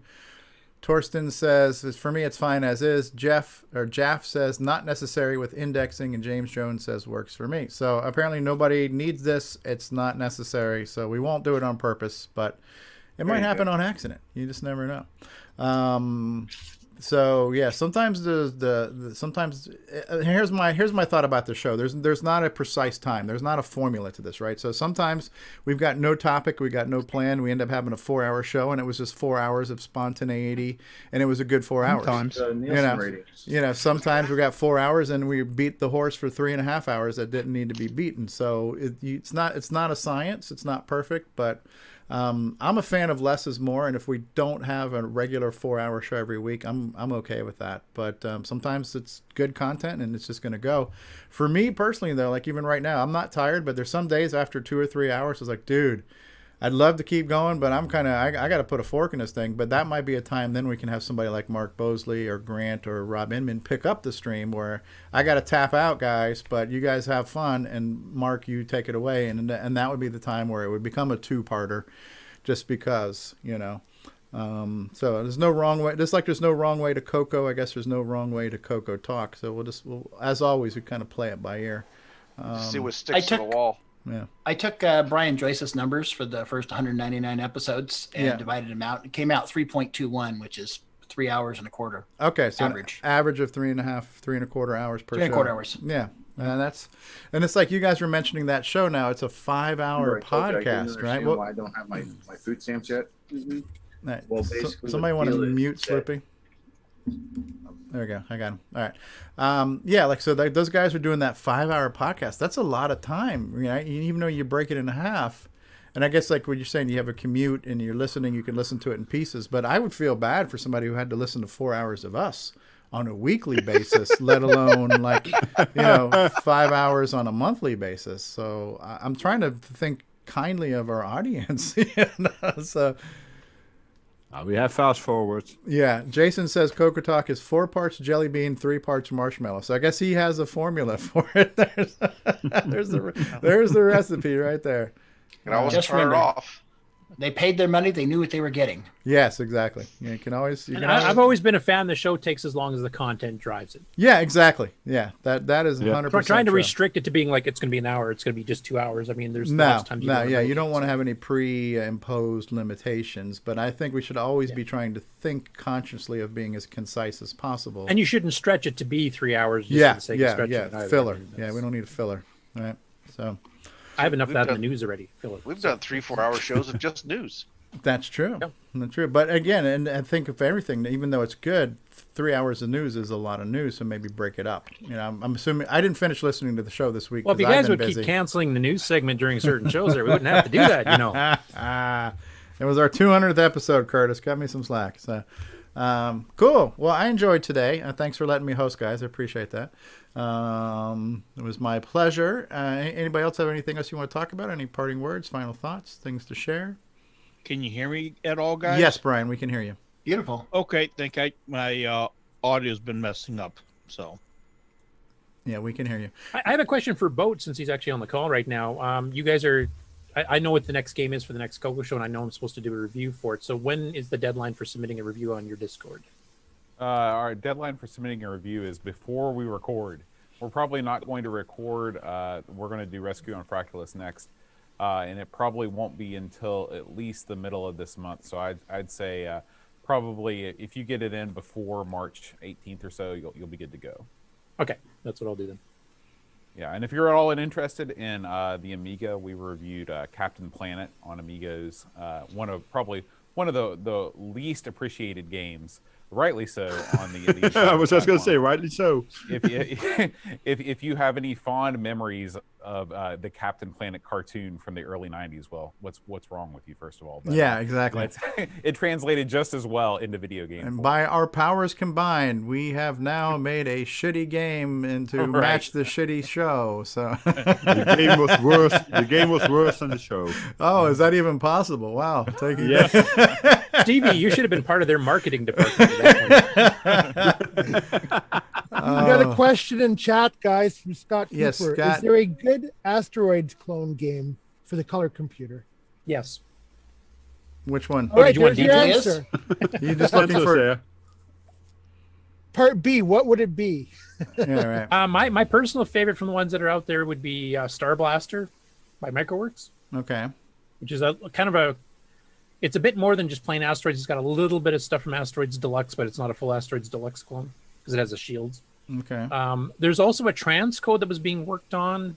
I can't remember who's doing it now, but that was the guy who did the other one too, the Night Lord. Is that Jason? I'm trying to think of his name right now.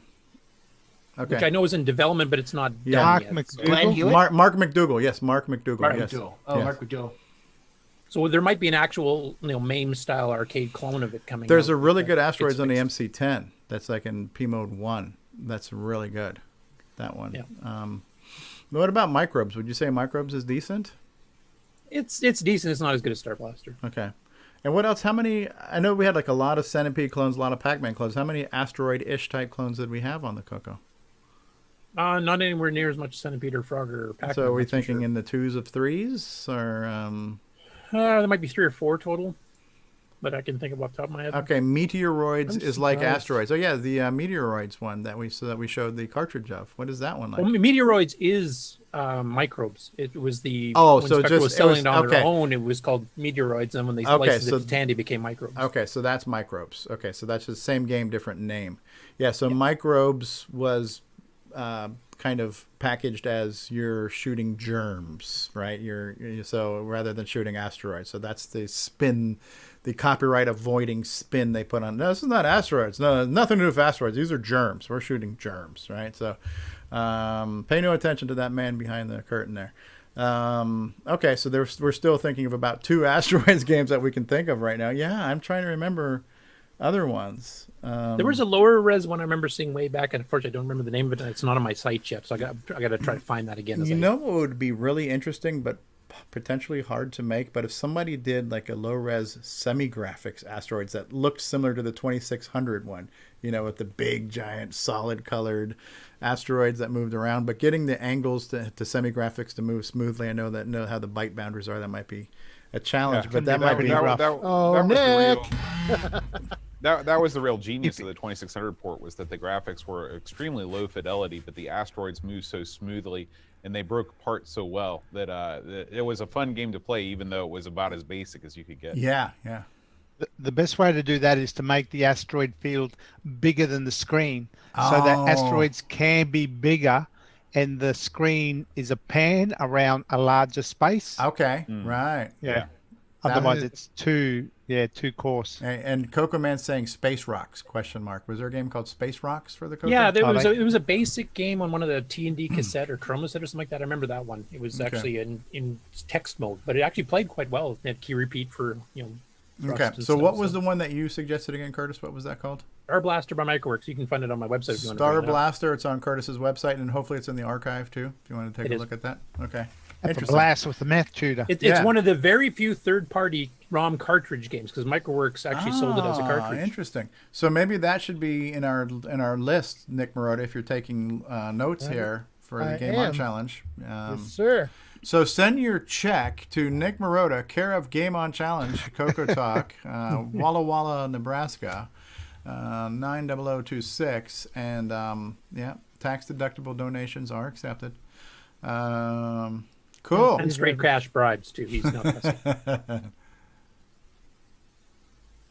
All right. Anything else? Any further questions? No further questions? Are we good? We ready to put a fork in this one? Oh, one other one for Frodo. You've been doing these series here of streams on Saturday mornings of the first year or two of a particular platform. You did the ZX Spectrum, ZX81 this morning, and you've covered some other ones in the past. And I know you're planning on doing a CoCo Dragon one at some point. Do you know when that's scheduled? Not exactly yet. I am working on that one, but there's a few I've worked on. By the way, I do them on Saturday morning for you, but I also do them on Thursday afternoon your time, because I spread them over both. I am working on the CoCo one, but I'm still I'm working on a few at the moment, and I want my next one to be a console again. It will probably be the Sega Genesis, as you would call it over there. Love that machine. Or we of course call Mega it Drive. Completely different. Mega exactly. Drive. Yeah. But that's probably my next one, and after that I want to do the Amiga, but I have a bit of an issue with that one, so it might be that I do the CoCo next week or the week after, but I'm not quite sure yet, because I also have some upcoming weekends where I have to work for migration, so it's a bit difficult with planning, but we'll see. I don't want to. I didn't know rush if you had that it one. scheduled yet or just it was tentative. So. No, I'm trying to go. Basically, I'm going week by week at the moment, trying to get stuff done. It has been a bit busy lately, as you may have noticed. Yes. Yeah. You have been in a few of my streams, and I had some extra streams lately, also with a co-stream with a friend and such. So I'm actually going week by week and see what I can do. But the CoCo shouldn't be too much.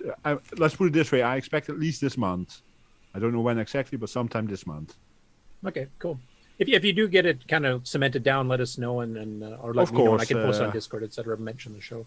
Yeah, I post on Discord anyway when I go live with something that has CoCo in it, just like I did with the Frogger one. Yeah. So yeah. I always do that. Yeah. So Salvador Garcia just joined us and says, is there any additional resources to know more about XRoar? And 60, who just responded to something else, is the person to ask Salvador. 60 is Karen, who writes and develops XRoar. Yep. So you can reach out to 60 on Discord, or I think he's on Facebook too. Look for Karen Anscombe in Facebook. And so 60 is saying Star Blaster does indeed seem pretty neat and fast. And now 60 is providing the link to the XRoar website that you can get to as well. But yeah, reach out to 60, and we have an emulator channel in Discord. You can ask questions about emulators in Discord. Our experts are standing by. It's kind of like the Genius Bar at the Apple Store. We have experts standing by in Discord 24/7. Except we're not as pompous. Except in this case, people actually know what they're talking about. Yes, we do. Oh my. All right, we're going to play the closing credits, and then it's your final chance for final thoughts after the credits. So we'll be right back, boys and girls.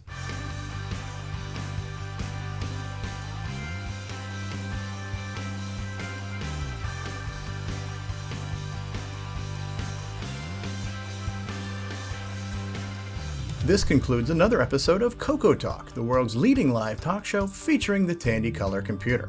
For all things CoCo Talk, visit us on the web at CocoTalk.live. We'd love to hear from you. Send feedback, suggestions, even segments via email to CocoTalk@CocoTalk.live. Consider supporting the show with a purchase of merchandise from our retro swag shop at 8bit256.com. If you'd like to become a patron of the show, click on the Patreon link on our website, CocoTalk.live.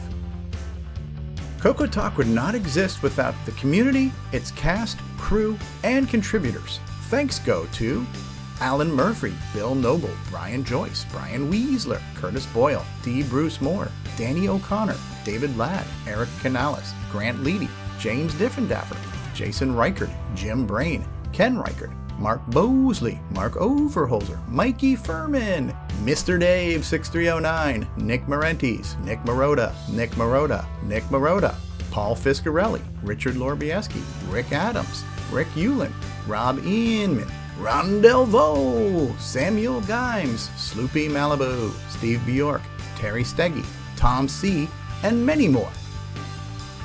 Please help support the CoCo community.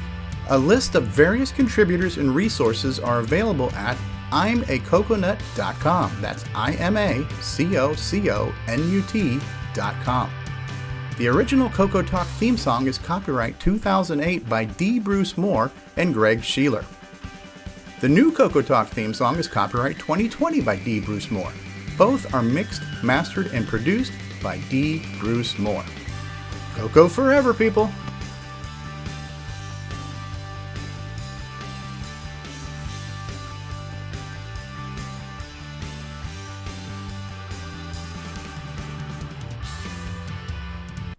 All right. Should we be sad about that? That's it. Okay, so 60 says sometimes you could pronounce it just "hey you." So we're trying to figure out what is the way, So I know it's pronounced Karen with a hard C or K sound. It's not Ciaran, as some people might assume, which I know I did the first time I saw his name. But yeah, so it's Kieran. I'm not sure if it's like Karen from Facebook, or if it's, whatever. But anyway, like Kieran. Kieran. So Kieran. yes, so 60 will answer that question for you, and he did by saying sometimes it's just pronounced "hey you." Thank you, Karen Anscombe, author of XRoar for the Dragon and Color computer, and thank you, Mark Overholzer for being here, and L. Curtis Boyle. Thank you for all of that stimulating news. It keeps me awake. I don't know why Mikey's always complaining. I always say the news is like a shot in the arm. It is a volt of invigoration, and we appreciate that. Some people are never happy. No, it's Mikey. What do you want? So he's from California. So Sloopy Malibu, thank you. And Rick Ulland, thank you. You're too kind. Grant Leedy, the slim, sexy beast that you are. You are just looking like a freaking sex machine. Thank you for being here, sir. Mark Bosley's in the house. Thank you. Frodo. And when we say press the button Frank today, we're going to say press the button Frodo. Nick Marotta, thank you for being here. Brian, the music man. Brian, you want to play a little closing theme song for us, a little music for us, a little something? Here, I've got an idea for a show segment. I would like us to do kind of like an American Idol that we'll call CoCo Idol, where people can submit, just pick a backing track like a MIDI file or something and just sing a brief, verse or chorus over a backing track and then submit it, and then we can all vote on it and we'll pick each week. Have you heard any of us singing? That's the point of it. It's going to be good comedic value. I know there is. I know there are actual really talented people like Bruce Moore and Samuel Gimes and Darren Audrey, but the rest of us, I think it's going to be funny to hear the dogs howling. And then we can vote on who. I've got a perfect one for the dogs. Yeah, who let the dogs? I was only out? asked to. Be more like Even Aaron agrees with me. He mentioned that's a very bad idea, Steve. Trust me, because he has to go through this with Boat every episode. I was asked to sing once by a friend of mine at 3 a.m. at his Marriott's, so everyone would leave. Clear the house. All right, Brian, music man, play us out. Give us a little something. We are the champions, my friend. Oh, yeah. David Ladd, were you excited to be here today? Maybe. I'm sure he was. What the hell are you doing there, music man? Can you hear that or no? Yeah. Yep. Oh, I'm a Barbie world in a Barbie world. Aqua. Yeah, you got it. I told you something Aqua. with the dogs. Yeah, this will get people to stop watching the show. Okay. So, on that note, literally and metaphorically, we are going to press the button Frodo. Say goodbye, everybody. Goodbye, everyone. Goodbye.